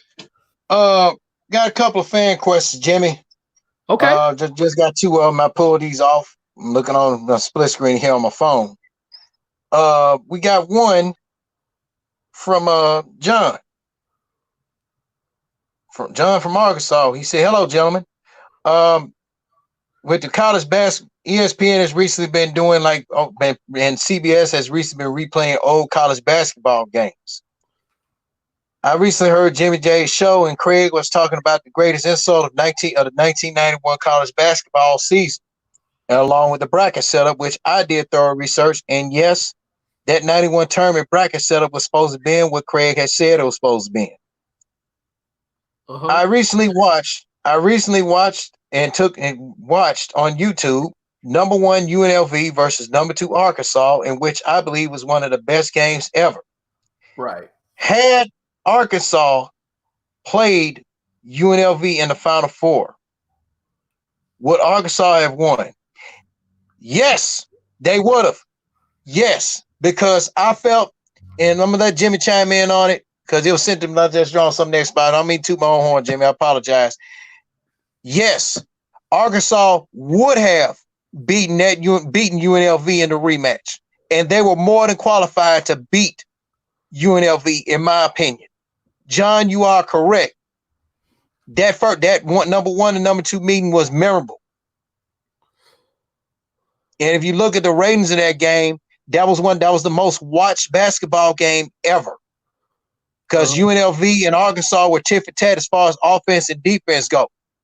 But what doomed Arkansas at the end was mistakes, and along with the fact that Tarkanian switched up a defense that Nolan Richardson wasn't prepared for. But really, yeah, it was a good game. The score was indeed, 112 to 105, won by UNLV.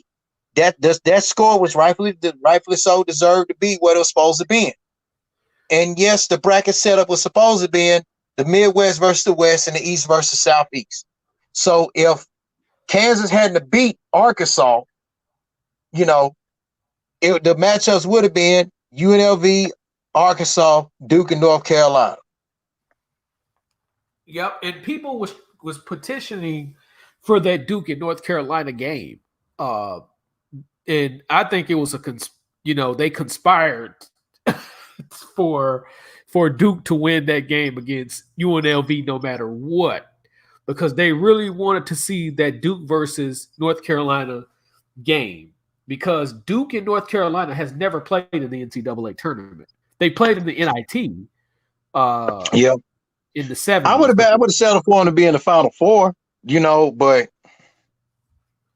but either way, but Arkansas, I agree. Arkansas would have been more than qualified to beat UNLV in that rematch. And that was one of the few years that North Carolina actually got away from the four corners. Because he actually ran a up-tempo system. That was one of the few times that because Dean Smith's weakness was that four corners. But that was the one year, that they didn't run the four corners. They actually ran a up-tempo system. And they were destined to go to all the way. But I don't know what Dean Smith was thinking against Kansas. Because I think had they played Arkansas, I think Arkansas would have beat them. Arkansas would have blew them out the water, bro. And I think Arkansas would have beat Duke. Yeah, because and this coming from a guy that played for North Carolina, that's a North Carolina fan, but Arkansas that year had a better 3-point shooting team, one of the best 3-point shooting teams in the country. They had the number 2 offense and the number 2 defense, and UNLV had the number 1 defense and the number 1 offense.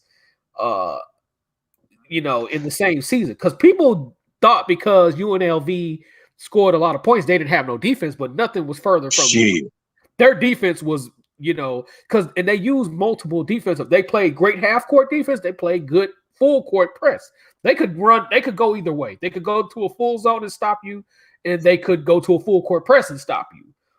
And even Nolan Richardson in the post game, you wanted to know what type of defense Tarkanian ran on to shut him down. He said, "Hell, I don't know what he ran on me." He said, "It surprised me." He said, but when he shook his hand, he hugged him. He said they talked for a good minute, man, and he was like, man, he said, and he told me, he said, hope we meet again, Yeah.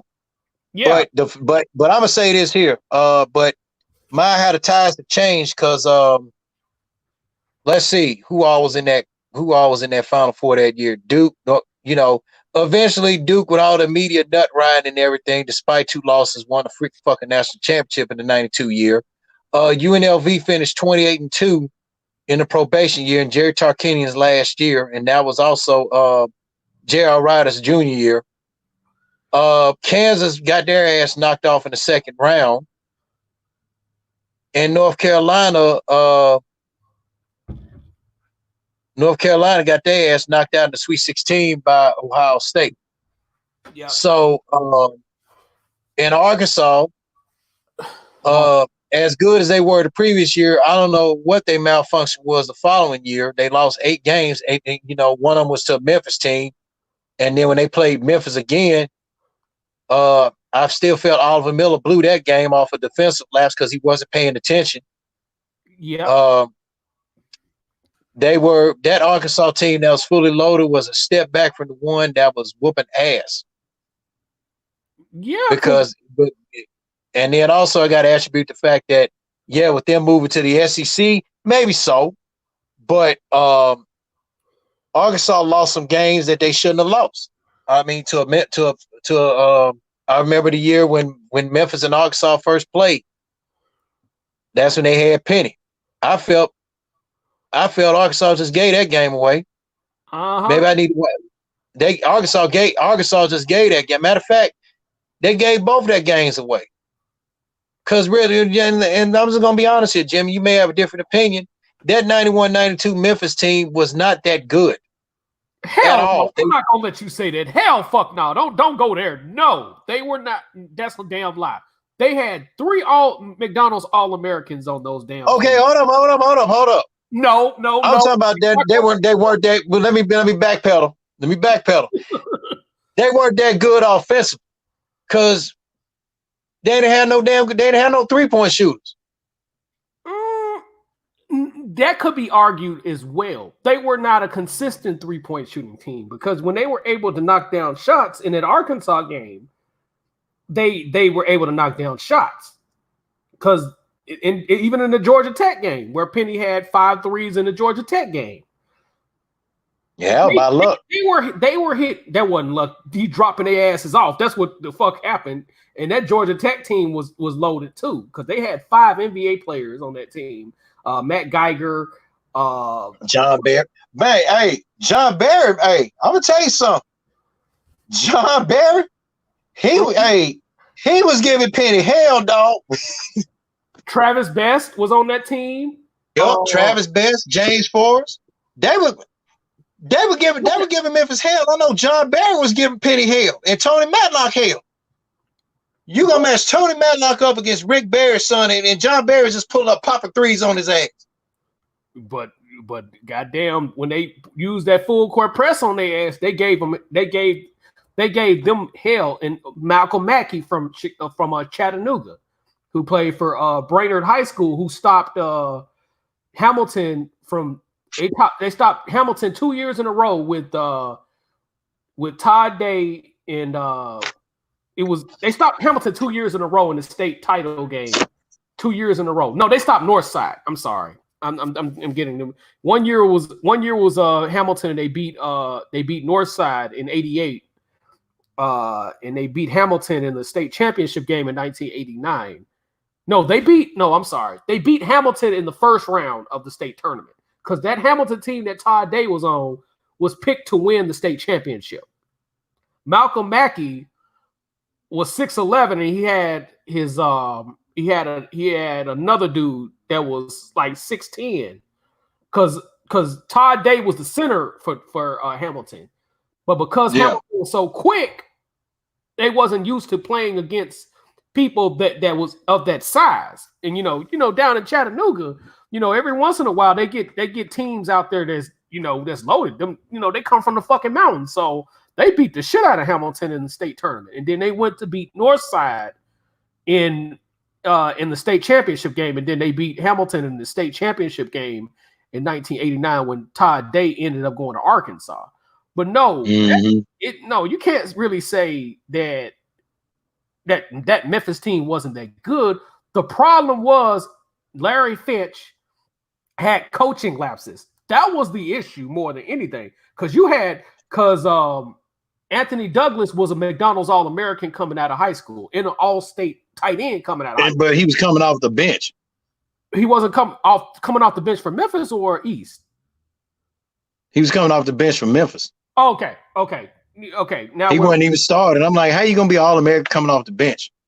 Yeah, because they had Todd Muntslaw ass at center. That's what that was. Yeah, and then when I'm gonna tell you another thing. When let me and I'm from Hamilton too. But what a lot of people don't know, I went to Hamilton 9th grade. Yeah, I know. Let's just put it like this: Hamilton, Dallas Cowboys, Southside 49ers. Yeah. Okay. But I'm gonna do one better, because I don't want to insult the 49ers fan base like that. I went from the Cowboys to the Redskins. So So when Marcus Nolan went to, everybody said that was a big mistake he went to. Here he was the number one recruit in the city of Memphis, Marcus Nolan. This man went to Memphis and didn't even fucking start. And his dad even petitioned, talking about, hey, won't you start my son? And his son transferred somewhere. I think he transferred to Chattanooga or something like that, and was clowning. And ain't heard from him since. That was because Larry Finch was playing small lineups, and he tried to use that same press, that 1-2-1-1 full court press. And when you're using a press like that, you got to have a deep bench. Like, the advantage Nolan Richardson had is he had a bench to use that full court press. But when Larry Finch was trying to use it, he would fatigue those guys. And when they went up against guys who had centers, which is why the first two games against DePaul, DePaul would have trouble in the first half, but in the second half with what's that guy's name? Myers' son. I forgot. Joey Meyer, I think his name is. Those big men for DePaul destroyed their asses in those two games. And then they came back in Chicago, and we know the story of that. So that's the thing with Larry Finch. Larry Finch had a lot of coaching lapses. That was the thing about Memphis, and which is why they lost 12 games. They lost 12 games in the regular season. They lost games that they shouldn't have lost, early in that season. And basically that Arkansas game, that win over Arkansas and that win over, Marquette in the regular season, that pretty much what got them in the tournament, because they were losing the teams that they shouldn't have lost to based on the talent they had. Because but, David Vaughn. I'll tell you something. That year when they got their ass whooped by Cincinnati 4 years in a row, especially when when Penny and David Vaughn talked all that shit about that they were going to whoop Cincinnati in that Elite Eight. What happened? What was the final score there? 88-57. Yeah, but really, but hold up. That score though, and I watched that game too. Cincinnati basically showed mercy with their ass in the final minute because that score was 88-45. That was a mercy killing. Cincinnati gave them a mercy killing with that score. That score was bigger than it was indicated, folks. 88-57. Wasn't no way in the hell. And even if Memphis had to beat Cincinnati, it wasn't gonna be no way in hell they was gonna beat Chris Webber, Jalen Rose, Juwan Howard, Jimmy King and Ray Jackson. It wasn't no fucking way Memphis was gonna be able to compete with them. Because Larry Finch had coaching lapses. That's the reason why his teams did not go past the Elite Eight. That's the reason why that 95 team didn't go.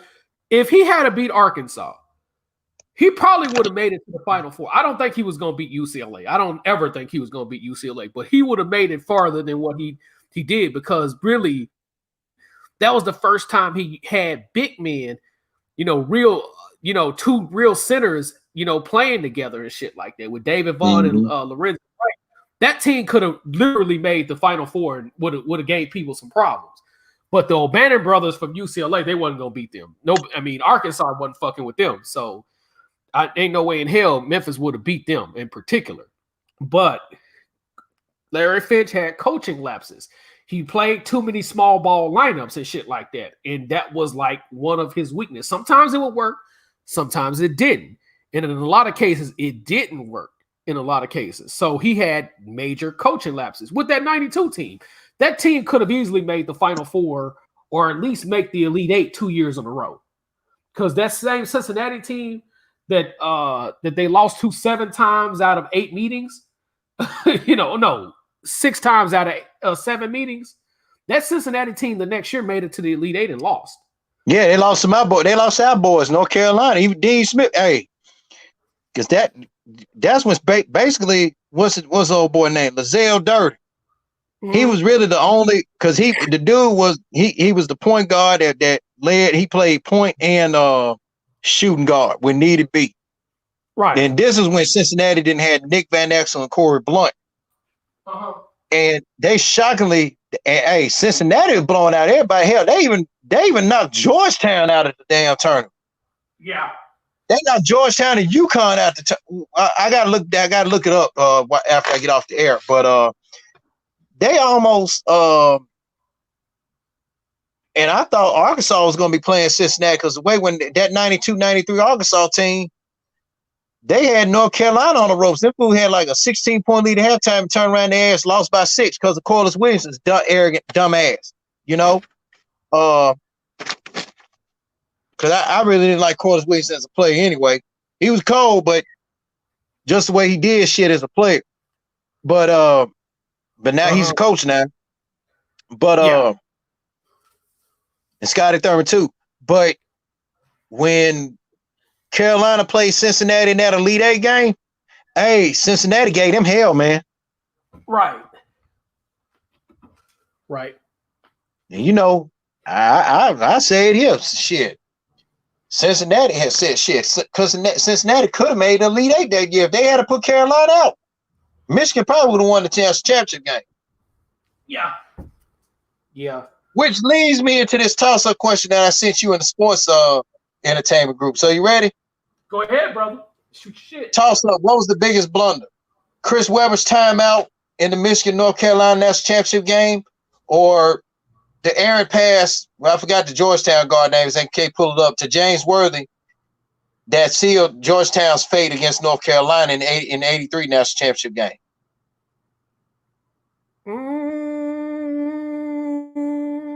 The Georgetown one. Most definitely. Because it was like when James, because if you look at it, James Worthy was standing like, gimme. He so did. because Georgetown, because had he not gave the game away to Chris Worthy, James Worthy, they would have had a chance to win that game. Whereas with Chris Webber, you could argue he shouldn't have been handling the ball to begin with. And it was either Jalen Rose or Ray Jackson's job to come up with the ball. So that was a lapse on the ball handler's part more than anything. You know what I'm saying? Even though he was a good dribbler in that situation, he wasn't supposed to be handling the ball in that critical situation. True. So you could blame other teammates for him making that mistake and stuff like that. So I don't blame Chris Webber as much as I would. I think it's Sleepy Floyd who threw the ball away. Sleepy Floyd played for. It was another dude. Look it up on your on the sports group. I said. Yeah, I can't think of him off the top of my head, but I remember. But I think he ended up winning a national title with them, even in spite of. Yeah, but Georgetown won it the following year. Yeah. So that mistake. You can't put as much blame on Chris Webber for that as you would that particular individual who threw the ball away. So, nevertheless, I put that more responsibility on Georgetown because that should not have happened. Whereas Chris Webber was had his hands tied behind his back and shit like that.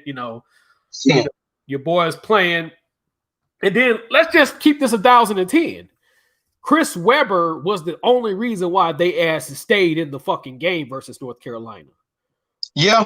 Let's just be real. Without Chris Webber, they acknowledged that on that Fab 5 ESPN 30 for 30. Even Jalen acknowledged that. He said because everybody played like shit in that game except for Webber. Yeah, Chris Webber was the guy that kept them in that game. So you can't really place as much blame on him because he would have been the Final Four MVP had he not made that move. I wouldn't even call it a bonehead move because, again, the ball handler's supposed to handle it. Yes, Chris Webber is a ball handler, but in that critical situation, you don't want your big man to be handling a 6'10 dude handling the ball like that in a critical situation of the game. That's a whole nother ball game in that particular situation. But without Chris Webber, Carolina blows them out. They get ran off the court easily. It ain't no ifs, ands, and buts about it. So, as much blame as you could place on Chris Webber losing the game, you could also hold Chris Webber responsible for making it a fucking game. So It is what it is, man, when it comes to that, man. Yeah, and then on that year, everybody's still trying to figure out how the hell Michigan, because everybody wanted to see Kentucky and North Carolina go at it for the championship game, which would have been good because, man, Jamal Mashburn in that whole tournament, he was clowning, dog, because he averaged a triple-double. The man even outplayed fucking, God rest his soul, the late Rodney Rogers of Wake Forest. That man almost averaged he averaged a triple-double in that whole tournament. Right. Everybody's still trying to figure out how the hell Michigan was able to get past that deep-ass Kentucky team with him and just shut him down like that, And, so, shit. But I agree with you. The Georgetown pass, like James Worthy giving the ball pass, that really trumps that. But then Georgetown will get bittersweet revenge by winning the following year. North Carolina got knocked out, I think, in the first or second round that year, I believe.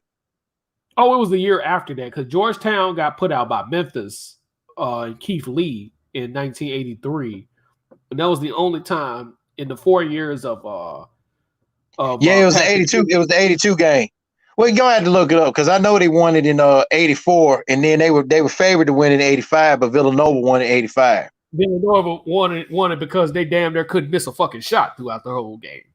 I think they only missed 4 shots in the whole, some shit like that. It had one. It was the highest percentage scoring in history, and believe it or not, Villanova has 3 of the top 5 shooting percentages in Final Four history. By the way, I can believe it. in the history of the championship game. I'm sorry. They have 3 of the top 5 highest percentage in history. I believe. You know, so because that Carolina game, I think they was ranked like number 3. Because they when they played Carolina that year, when they shot the covers out of Houston,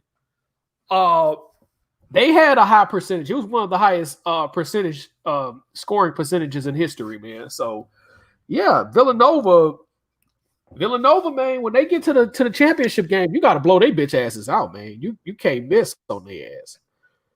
You know, you cannot miss on them motherfuckers, man, when you play them bitches. So it is what it is. Yep. All right. Another question here comes from Alicia from Memphis, and it's from it's a yeah, you guessed the FedEx question. I ain't got no problem answering it. I don't have nothing against it. They said, hello, Craig. Been listening to your show for a couple of while now when you would have it available. I have one question. You talked about your time at FedEx in which you spent 14 years, and you said some of it was very bitter but not sweet. Out of that time, who was the most underrated ramp agent or manager and or ramp agent that you have worked with, and give details? Same question can apply for Jimmy if he can remember back. Thanks. That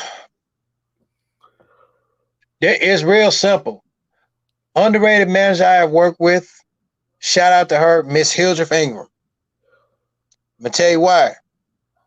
Hildreth, I consider Hildreth one of the guys. She's not gay.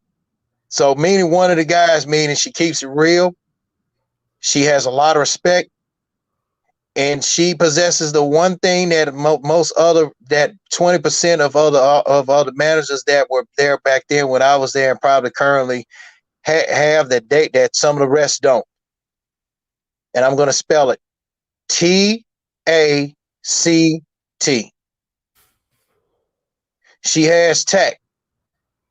If she need to get on you about something, she is not going to do it in front of everybody. She's going to do it if she catch you alone or something like that. She's going to talk to you by yourself. Uh-huh.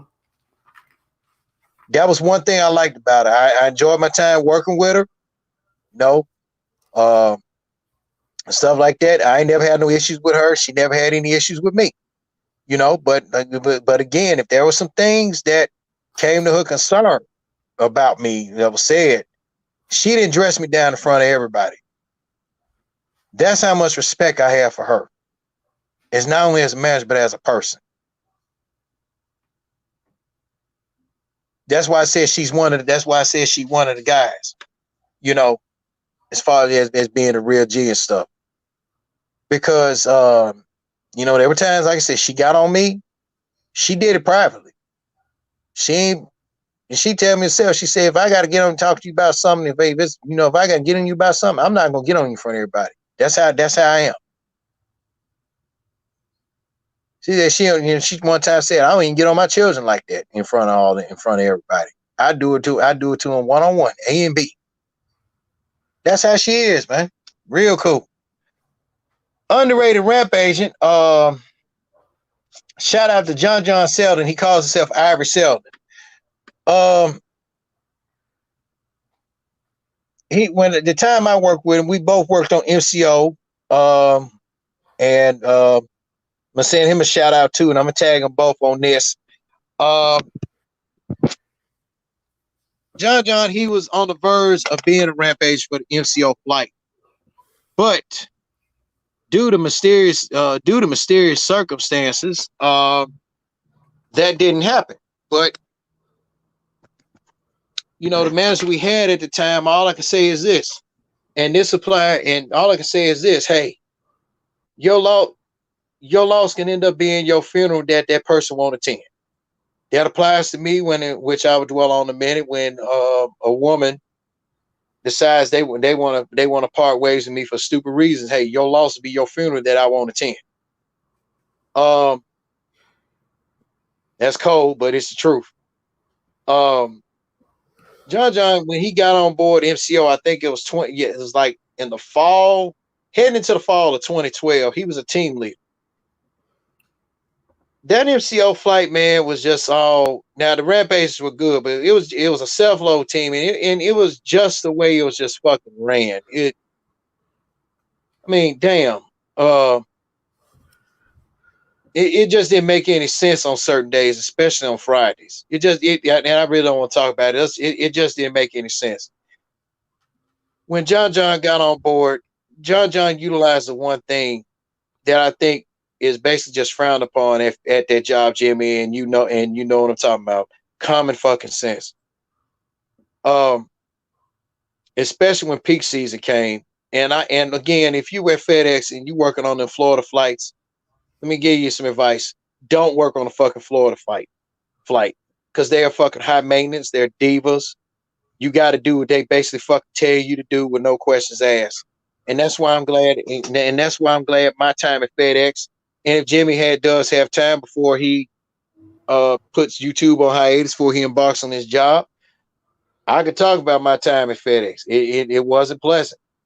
You know, some of the later years, or matter of fact, I could talk about my last year at FedEx. It wasn't pleasant. You know, but working on the MCO flight, it was pleasant, but then again, it wasn't pleasant. You know, the manager at the time, her name was Tab. Her name was Tab Davis. Shout out to her. Good person.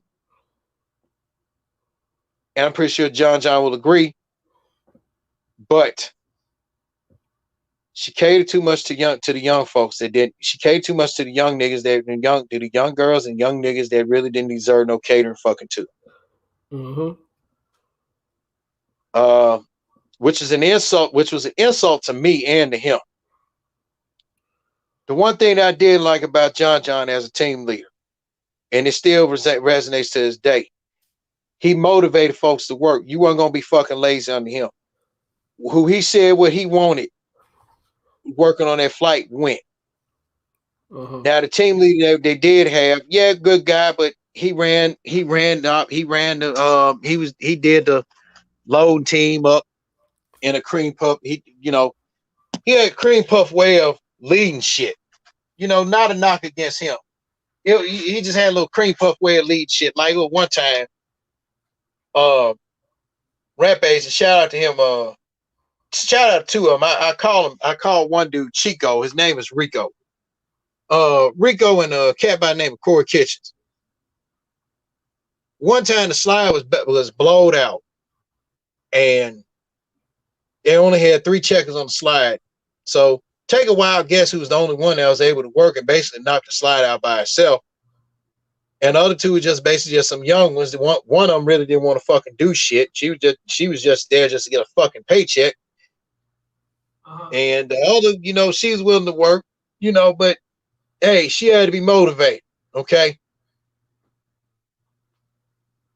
The other team leader, not John, come talking about some, man, I'm gonna need Craig out here to run this load on this for this plane because I ain't got nobody. And that's when Rico told me, said, dude, you got 13 people out there for that set to load that plane. What you need Craig for? He said, I need Craig in here more than you need him out here. Yeah. So he didn't want to hear it. This is before John came. He didn't want to hear it. So, and I'm thinking like this here. It's a chain of command. Rap agent pisses on what the team leader says. Right. So basically, I call him Chico. Chico basically, they were cool, but Chico basically had to piss on what he said. He said, "No, fuck." He said, "Man, fuck that. I need Craig in here, dog. He's slide blowed out there, fucking thing." So he got mad about it, and sure enough, yeah, he needed me, cause man, I damn near half a slide with field number postal. I knocked the shit out by myself.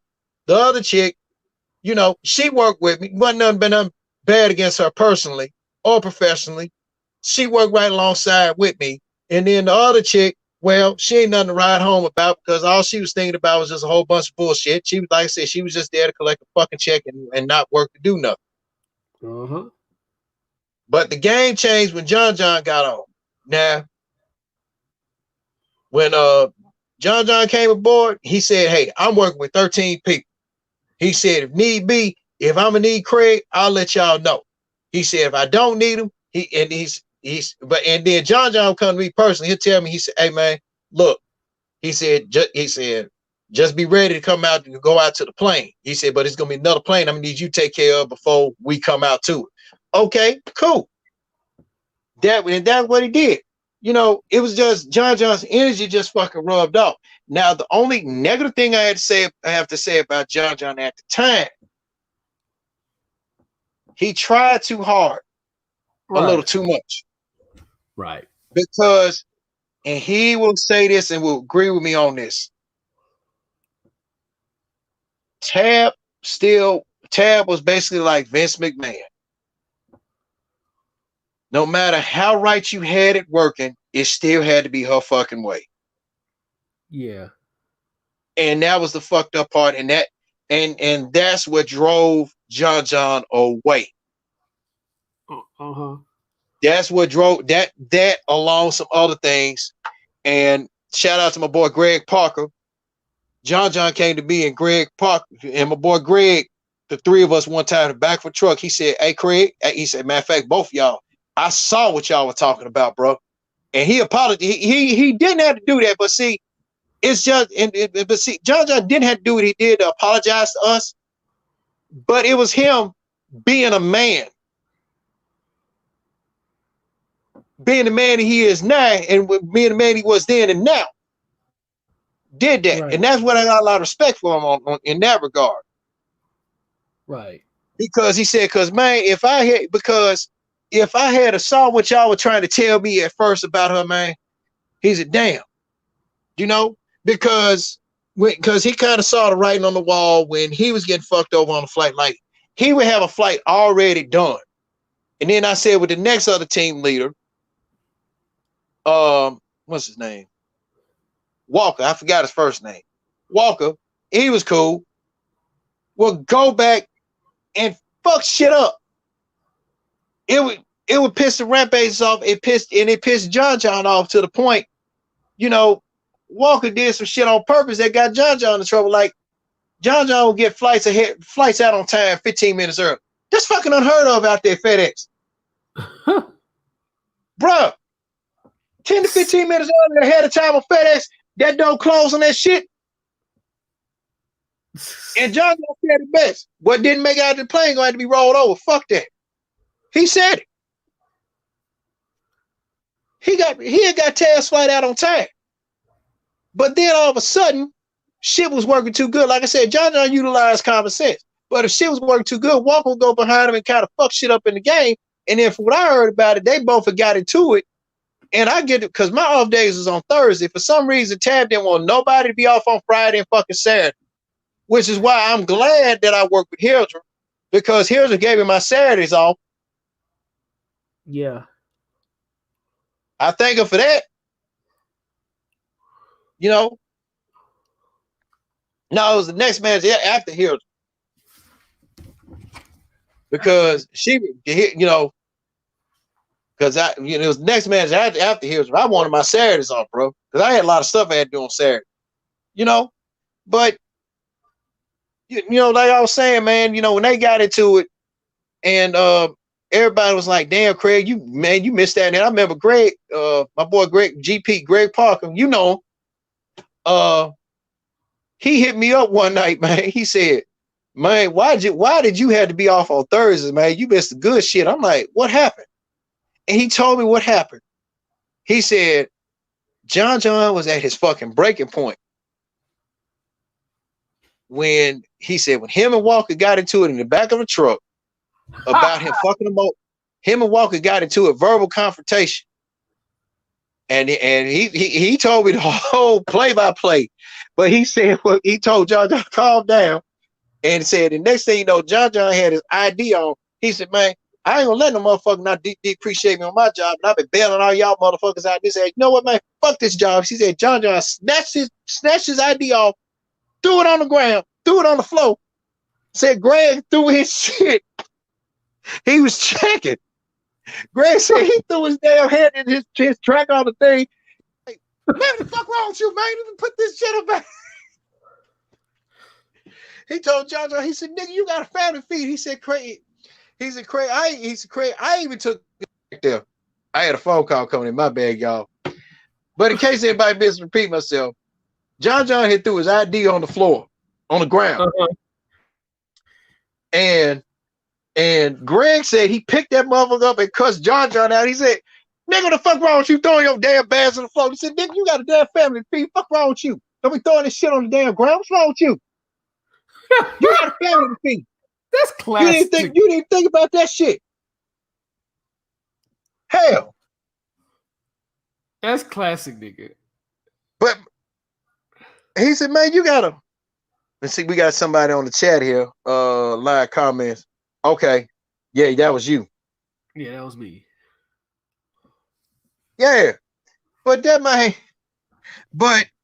sadly, you know, when the good employees when they get depreciated, they turn around, go somewhere else and get appreciated by somebody else. So John, I'm gonna borrow LeBron's line from 10 years ago. He took his talents to work for a manager by the name of Miss Dale Neighbor, shout out to her, as a ramp agent, was appreciated for his job by her, along with the peers on the slide, on the flight she worked for, and the rest was history. Right. And then Tab had the nerve to congratulate, smile on his face, and when he said congratulate, talking about some, I'm glad you got that rampage position there, John. And then John was like, hey, motherfucker. So, yeah. So, and if anybody out there that's working out there at FedEx, man, if John's your ramp agent, you got to go. Yeah. And he gonna keep it real with you. Unlike some of them old company ass cool ramp agents out there, John gonna keep it real with you. Yeah.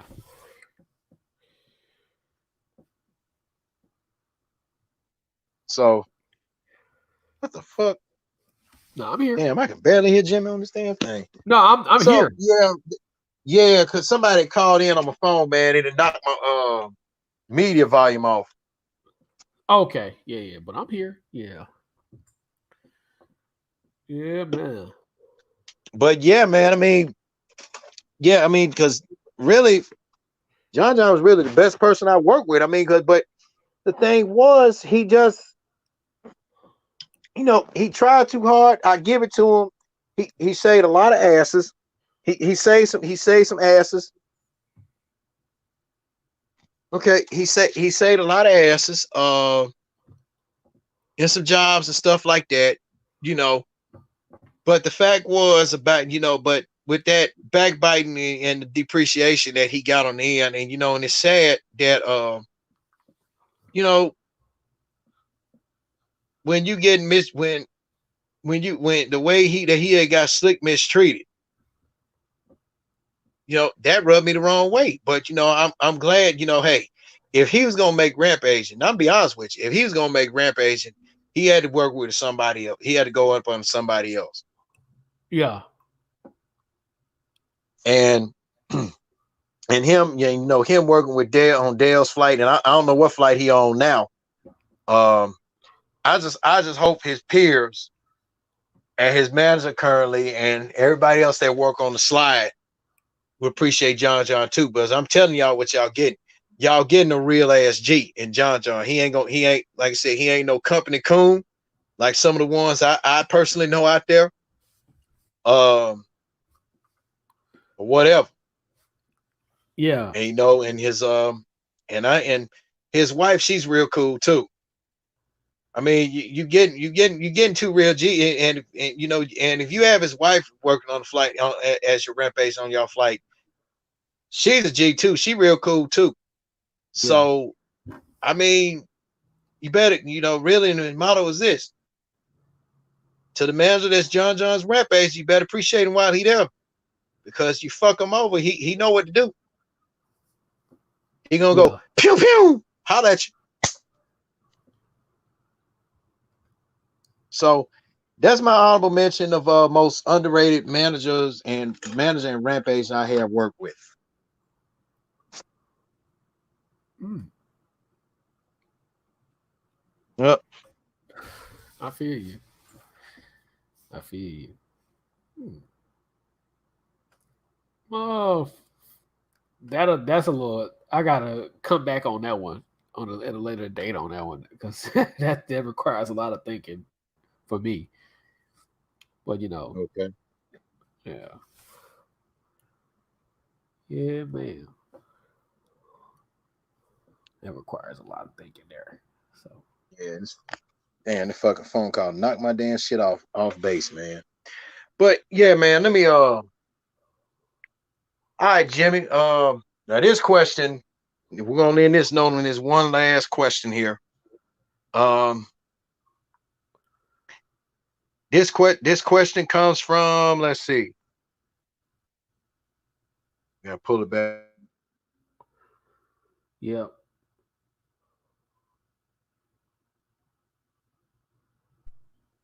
Okay. This question comes from Katrina. They said she said, "Hello, Jimmy. What's up, Craig?" Said, "Listen, you guys showing some, and y'all and you two are really two live Negroes that do deserve the title too real to be on TV, but you need to be." My question is yeah, this: normally, when y'all, Jimmy does get some good relationship advice, and Craig does too.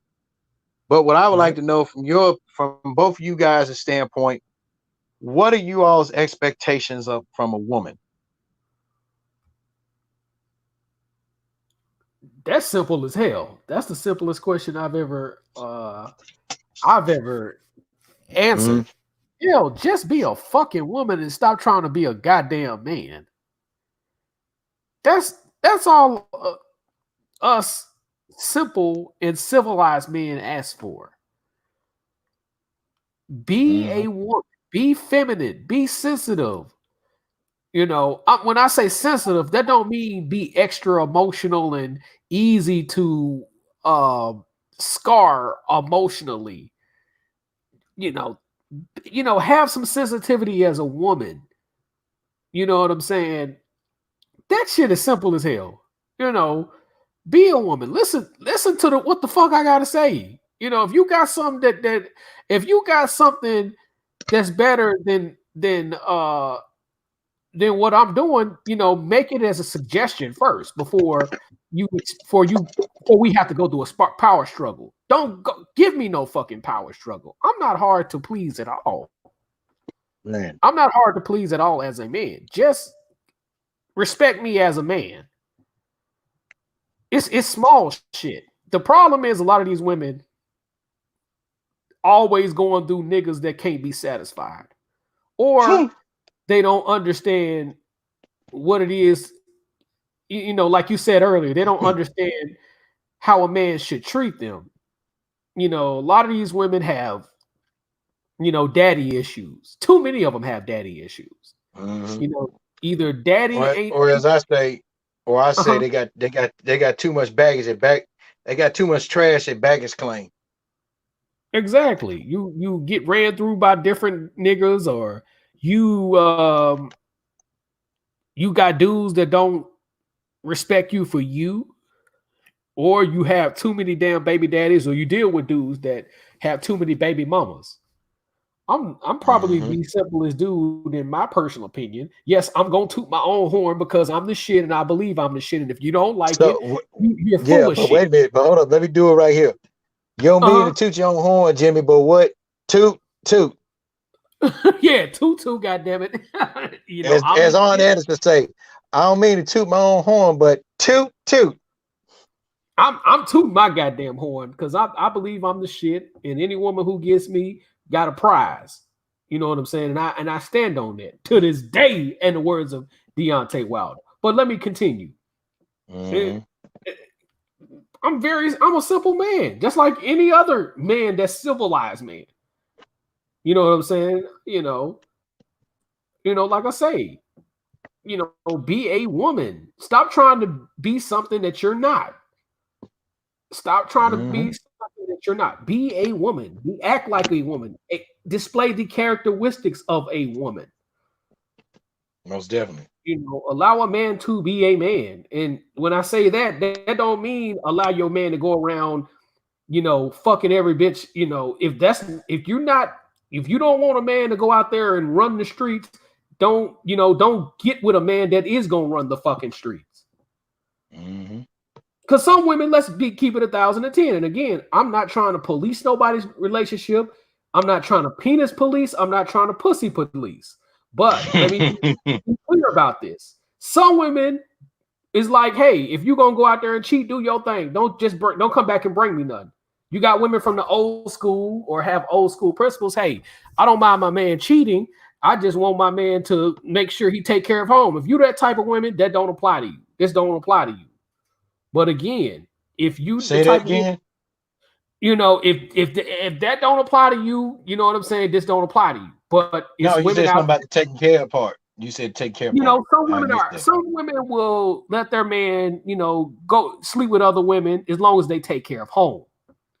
You got women out there that's that type of women. Yeah, they do that. So you got men that bring particularly athletes, they have a baby mama or wife that they're and a lot of those guys go to the NBA young, but they don't want to. And the reason why a lot of times they get with the Samantha James, shout out to that woman, I respect her, she's definitely a lady. But one of the reasons why dudes get with a Samantha James and go mess around with other chicks, and I'm not saying this is what LeBron did. I'm just speaking for example purposes. One of the reasons why dudes get women like that is because hey, yeah, I want to fuck every bitch in town, but I want me at least one woman that can trust, that's trustworthy, that's gonna take care of my finances, that's gonna be on my corner. And yeah, they may run the streets and shit like that. And maybe you have a woman that's cut like that, that's be like, okay, a man gonna be out here gonna do what he do anyway. So he's an NBA player, so I'm looking at it from a position of, hey, he gonna at the end of the day, when he dies or something happens to him, guess what? I'm gonna be like Vanessa Bryant. You know what I'm saying? Get that Vanessa Bryant money.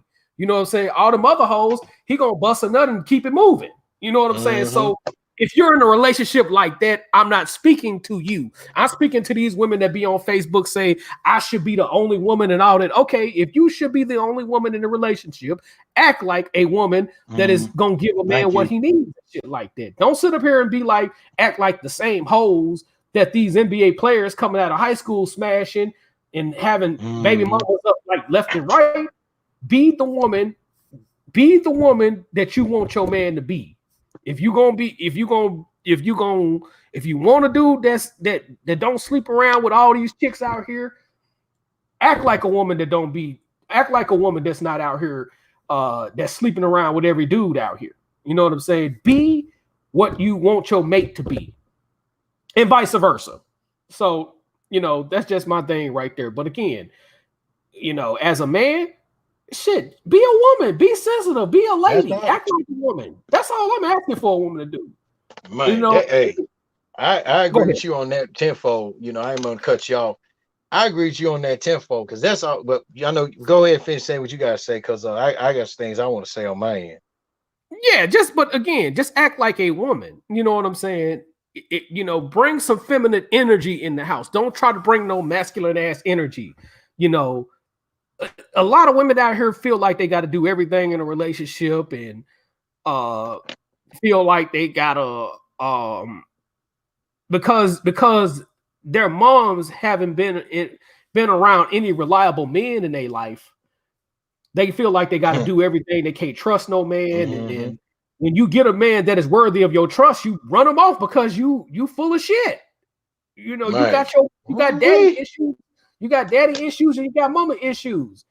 You got self issues. Yeah.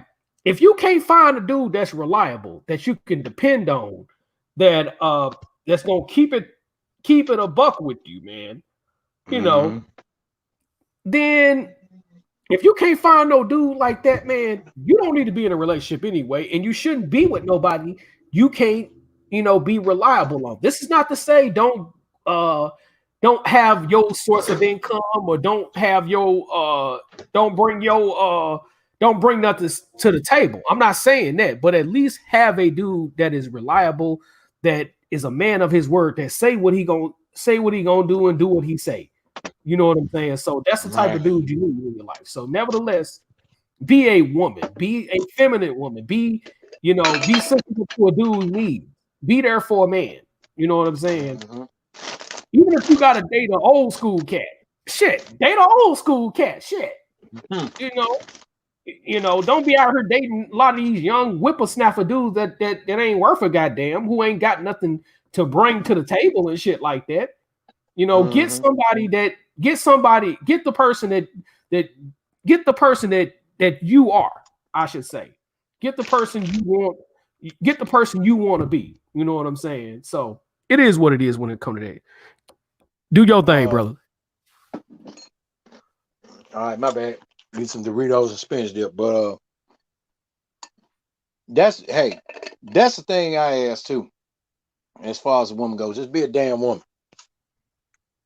And also, you got to have the one thing that is the penultimate one and done breakup in a relationship.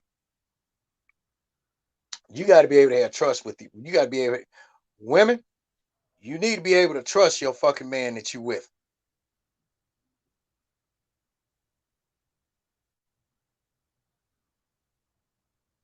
You there?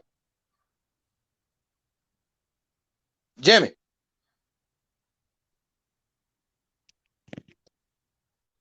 Yeah. You there, man? This man cut it. His mic went out or something. I don't know what the fuck happened.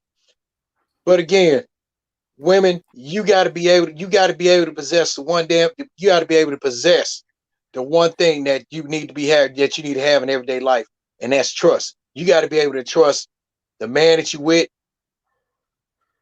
or whatever. Just because you don't trust nobody in your life, don't mean you ain't got to trust the mate that you with.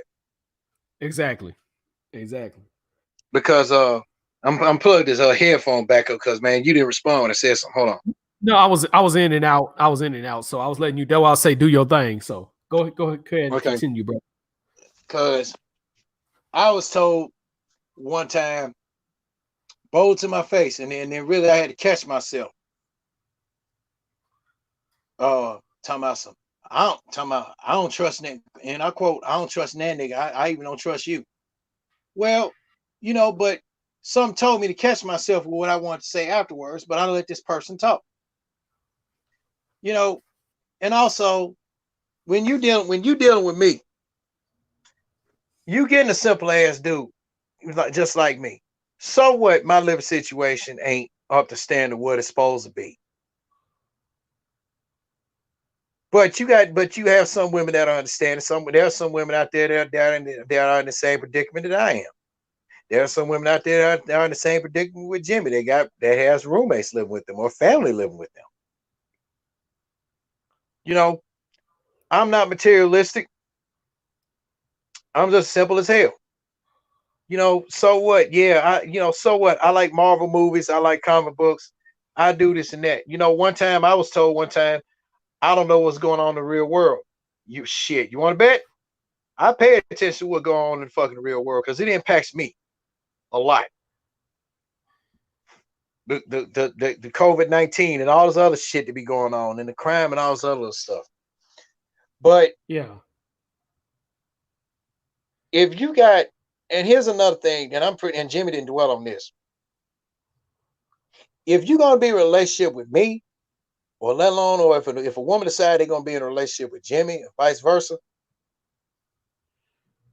don't afford the fucking luxury in your brain to let your anger overload your mouth and your ass by bringing up your mate's past, by bringing up their mate's past relationship or their marriage. Because when either one of us tell you, hey, we don't want to talk about it, but you're gonna say, but I do. That's grounds for a whole bunch of fucking disrespect right there. You got self-esteem, you got total disrespect. I one time was told, I tell this one individual, look, I ain't gonna be too many more calling me a motherfucker.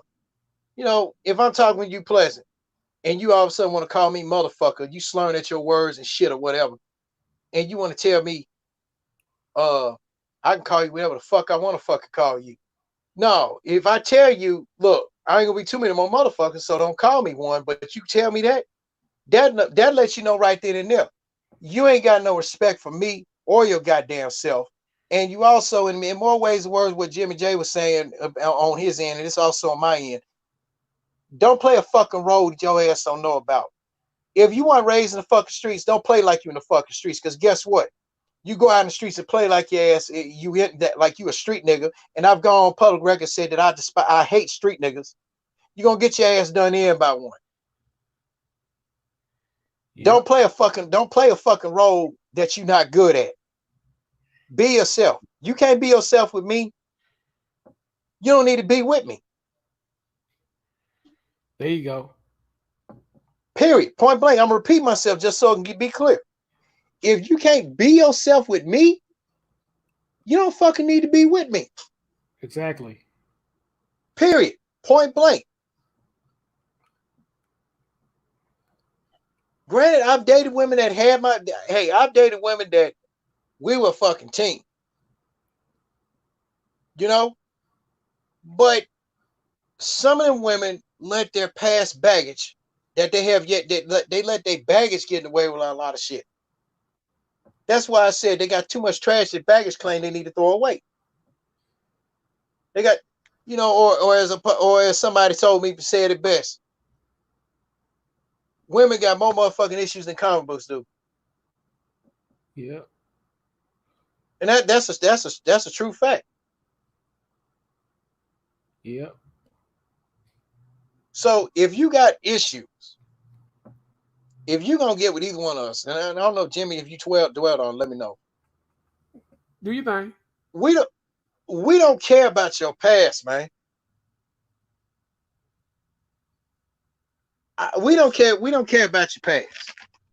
We worried about number one and number two, A and B. We worried about each other. I'm more concerned about you. You concerned about me. Now, granted, if you got a child or whatever and everything else of this and that, child or children, I understand that golden rule. Hey, I ain't got no problem, about, if you got a child or children, I ain't got no problem with you being, spending time with the kids because, you got a kayfabe, and it's bad. You got to work your own children these days. You got to work your children. I ain't talking about working as a job. You got to pull a work in front of your children these days. You know what I mean by that, right, Jimmy? Yeah. But the people who don't know what I mean, but Jimmy knows what I mean by that because I explained to him what a work is.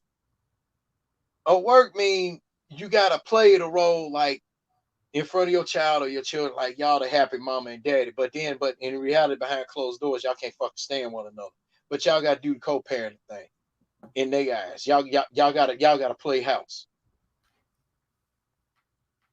With me, if you have a child or children, if you and the dad real fucking cool or whatever, that's fine and good. Hey, I'll introduce myself to them, this and that, probably shoot the shit, see whatever, this and that. But if your child or children's dad is a fucking fuck boy, don't involve my name Bennett and don't involve me in it.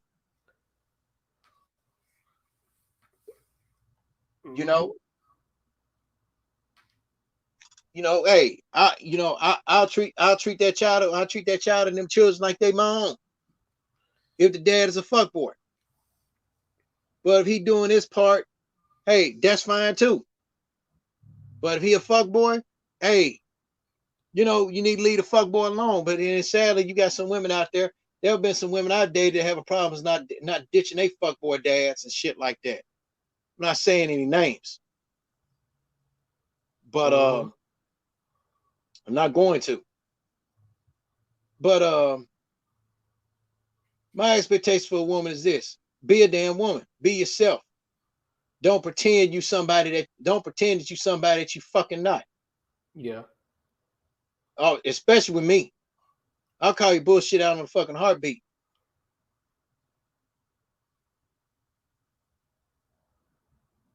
You know, I'm gonna say it like this. I ain't the dude. I'm not, yeah, I know I ain't the dude. I ain't got no, I don't make, I'm not finna make Jimmy J Smooth money, what he about to do right now. Or I got that Michael Jordan money and LeBron money coming in. But I'm gonna step up to play, do what I can for my woman. Yeah. You know, hell, I ain't gotta be in a certain position for you to fuck for a woman to fuck with me. And again, dating at the job, let me tell y'all something. Y'all ones working at FedEx. Whoo boy. That's all I gotta say. Yeah. You know, it is not wise to date at your job. That is bad fucking business.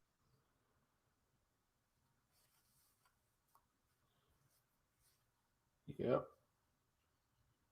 It is bad fucking business. I don't give a fuck if you was in a position of leadership and you had to abide by the company rules. And I said it once before. I think I said it on your show 3 weeks ago. If a person got to abide by company rules about who they by letting the job tell them who they need to stick their dick in and open their legs for, you ain't nothing but a fucking company slave. Let alone, I'll bet do you one better. You ain't nothing but a company coon. Yeah. You're a fucking slave. Last time I remember, slaves helped build this country to what it's supposed to be. You're not a fucking slave no more. You're a grown woman. You're a grown man. Yeah. Because that's why I said when I was working out there, did I date somebody that was there? Yeah, but then after that, but then other times, I would date people outside of my work. And we're going and on a side note, let me tell you fellas this: it is not wise. It is not wise to bring your girlfriend or to introduce your wife or your girlfriend to your place of employment. Agreed. There's a scene in Any Given Sunday in which Layla Rashawn, she played Jamie Foxx's girlfriend. She felt and who I think it was a football party scene. Lawrence Taylor was inviting everybody. Now all the guys, Lawrence Taylor, even Lawrence Taylor's character, Lawrence Taylor's character made her feel welcome. Jamie Foxx told her, hey, just go over there and mingle with some of the wives or whatnot. You know, Layla Rashawn's character didn't feel comfortable, and she was right. But it was Lawrence Taylor's wife, the actor, Lawrence Taylor's wife, that made her feel comfortable. Told her, no, you don't go nowhere. Come on. Because she didn't like mingling with none of all the football players' wives either. So that's a reference y'all need to check out. Because Dennis Quaid's wife, football wife, insulted Layla Rashawn Right. in front of everybody. So that's why I said it is not wise to introduce your girlfriend or your wife to your place of business. And that was something I'm gonna go back and say it. That was something I hated my pops doing with moms. I told him, I said, man, don't introduce moms to them folks. I said, it's cool you introduce some of the ones that's cool as fuck, but don't introduce the rest of them motherfucking niggas, man. Really? You know? And I did, and I told you what my response was, what his response was to that. He told me basically go F myself in his own way. Right. He still did it anyway. And moms even tell me years later, she really didn't want to be introduced to none of them. Because there were certain individuals that she didn't mind being introduced to, but all the other ones, mm-mm. It was certain individuals, people there, she really didn't care too much for. So, ladies, don't introduce your husband to your ladies, don't introduce your man or your husband to your business of employment. Fellas, you do the same. Exactly. But that's bad business. But me, I'm a simple dude. I like simple things. Yeah, yeah, I work. And also if you got issues at home or at home, I'm pretty sure Jimmy went down this route, had been through this route. If you got problems at home, don't take it out on you. Don't take it out on me. Don't take it out on Jimmy. Because we would dismiss your ass. Dismiss And you we'll like let your ass know quick. And plus, you really and ladies, don't think you have power over us because you don't. Yep. You possess no kind of power. Just because you got that between your legs, that doesn't make you powerful. Yep. It makes you weak when you try to run shit with your man. Exactly. It makes you weak. All you doing, you call yourself trying to run your man about a lot of shit like you think you got the power, you got the boss. You ain't strong, you weak. You ain't doing nothing making your man strong. You ain't doing nothing making, Jimmy told me stories about how plenty of stories off air about some women he had to put in check. Yeah. They didn't like it, and that's why I said on one of my Let's Draw somethings to all y'all ladies out there that left us for brown pastures instead of green, better ground brown pastures instead of green. Don't y'all wish Jimmy J and myself got y'all before y'all did what the fuck you had anyway? Some of y'all that's a true statement. And some of y'all gonna regret ditching us, ditching good men that may have, again, I don't have a six-figure salary or six or seven figure salary or income to generate or whatever. But what you gonna get at me is, hey, I'm gonna keep it real and I'm gonna do what I can. Exactly. And if you're a woman and you like all the simplest shit, hey, that's fine and good. But one thing that you will do is with that, if when you are with me, your ass will respect me. Because if you disrespect me, you want to call me, go out of business, call me motherfucker, or you want to make it your business in public, want to call me a bitch or anything, a bitch or anything else, that's either something to put up lame, to the post in your brain. You got some fucking self-esteem issues. B, you got a lot of baggage that your ass ain't checked out, ain't checked in the baggage claim yet. C, as my boy Trey Murph said, just plain fucking wacko. Or D, you all the above. Right. So I'm going with D, you all the fucking above.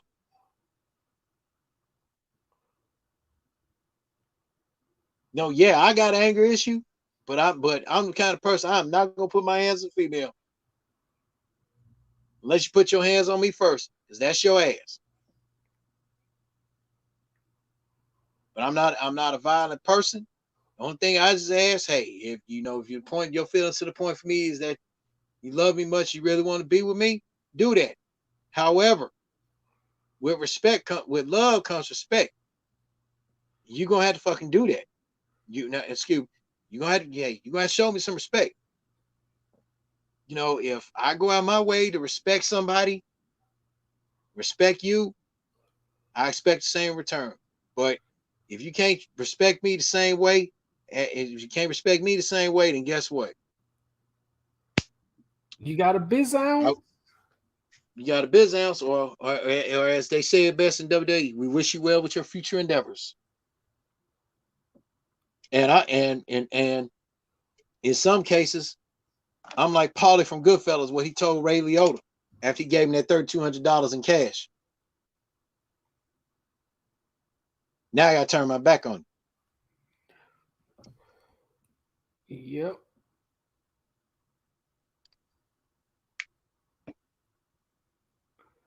So my expectations, Katrina, is pretty simple. Be simple. Matter of fact, be a woman and be respectful. Agreed. That's all I ask. Agreed. Yep. But other than that, McWright, you got anything you like to add? Oh man, Well, this your show. I don't. Well, I need to ask myself. Well, Craig, you got anything you like to add? No, I'm good. I'm good too, man. I'm good too, man. I'm just gonna enjoy these last little hours and like I said, I'll be gone in the morning. So, you know what I'm saying? I may post a few YouTube videos and stuff like that here and there, but for the most part, as far as live streams, that'll be to be announced. The end is near, Yeah, so yeah, I'm gonna be out of and the Houston. final frontier, Yeah, and I'm gonna be out of more, Houston. Be out of Houston for a much minute. more than this. He did it his way. Hey, I did it my way. Yeah, so Yeah, hey, I was posting on Facebook. I said Jimmy J Smooth signs off. I said episode 40 will be me alone doing Kobe. oh yeah, we'll get on Kobe, man. I think if I have time to when they temporarily bring me back here, yeah, we'll probably do it then. We'll probably do it then. So but until my month come, you know what I'm saying? So I'll let y'all know what's going on. You have anything else or you good? No, I'm good, brother. And great, great show, man. Great show. But like I said, this is temporarily Jimmy J's last show before he hits the road. But like he said, and like I said, he did it his way. So probably later on after this video, we'll do a fitting tribute to my boy Jimmy McWright. And we got to find some software to pull up all some of the best clips and shit. Because I still say the best show was the one with moms.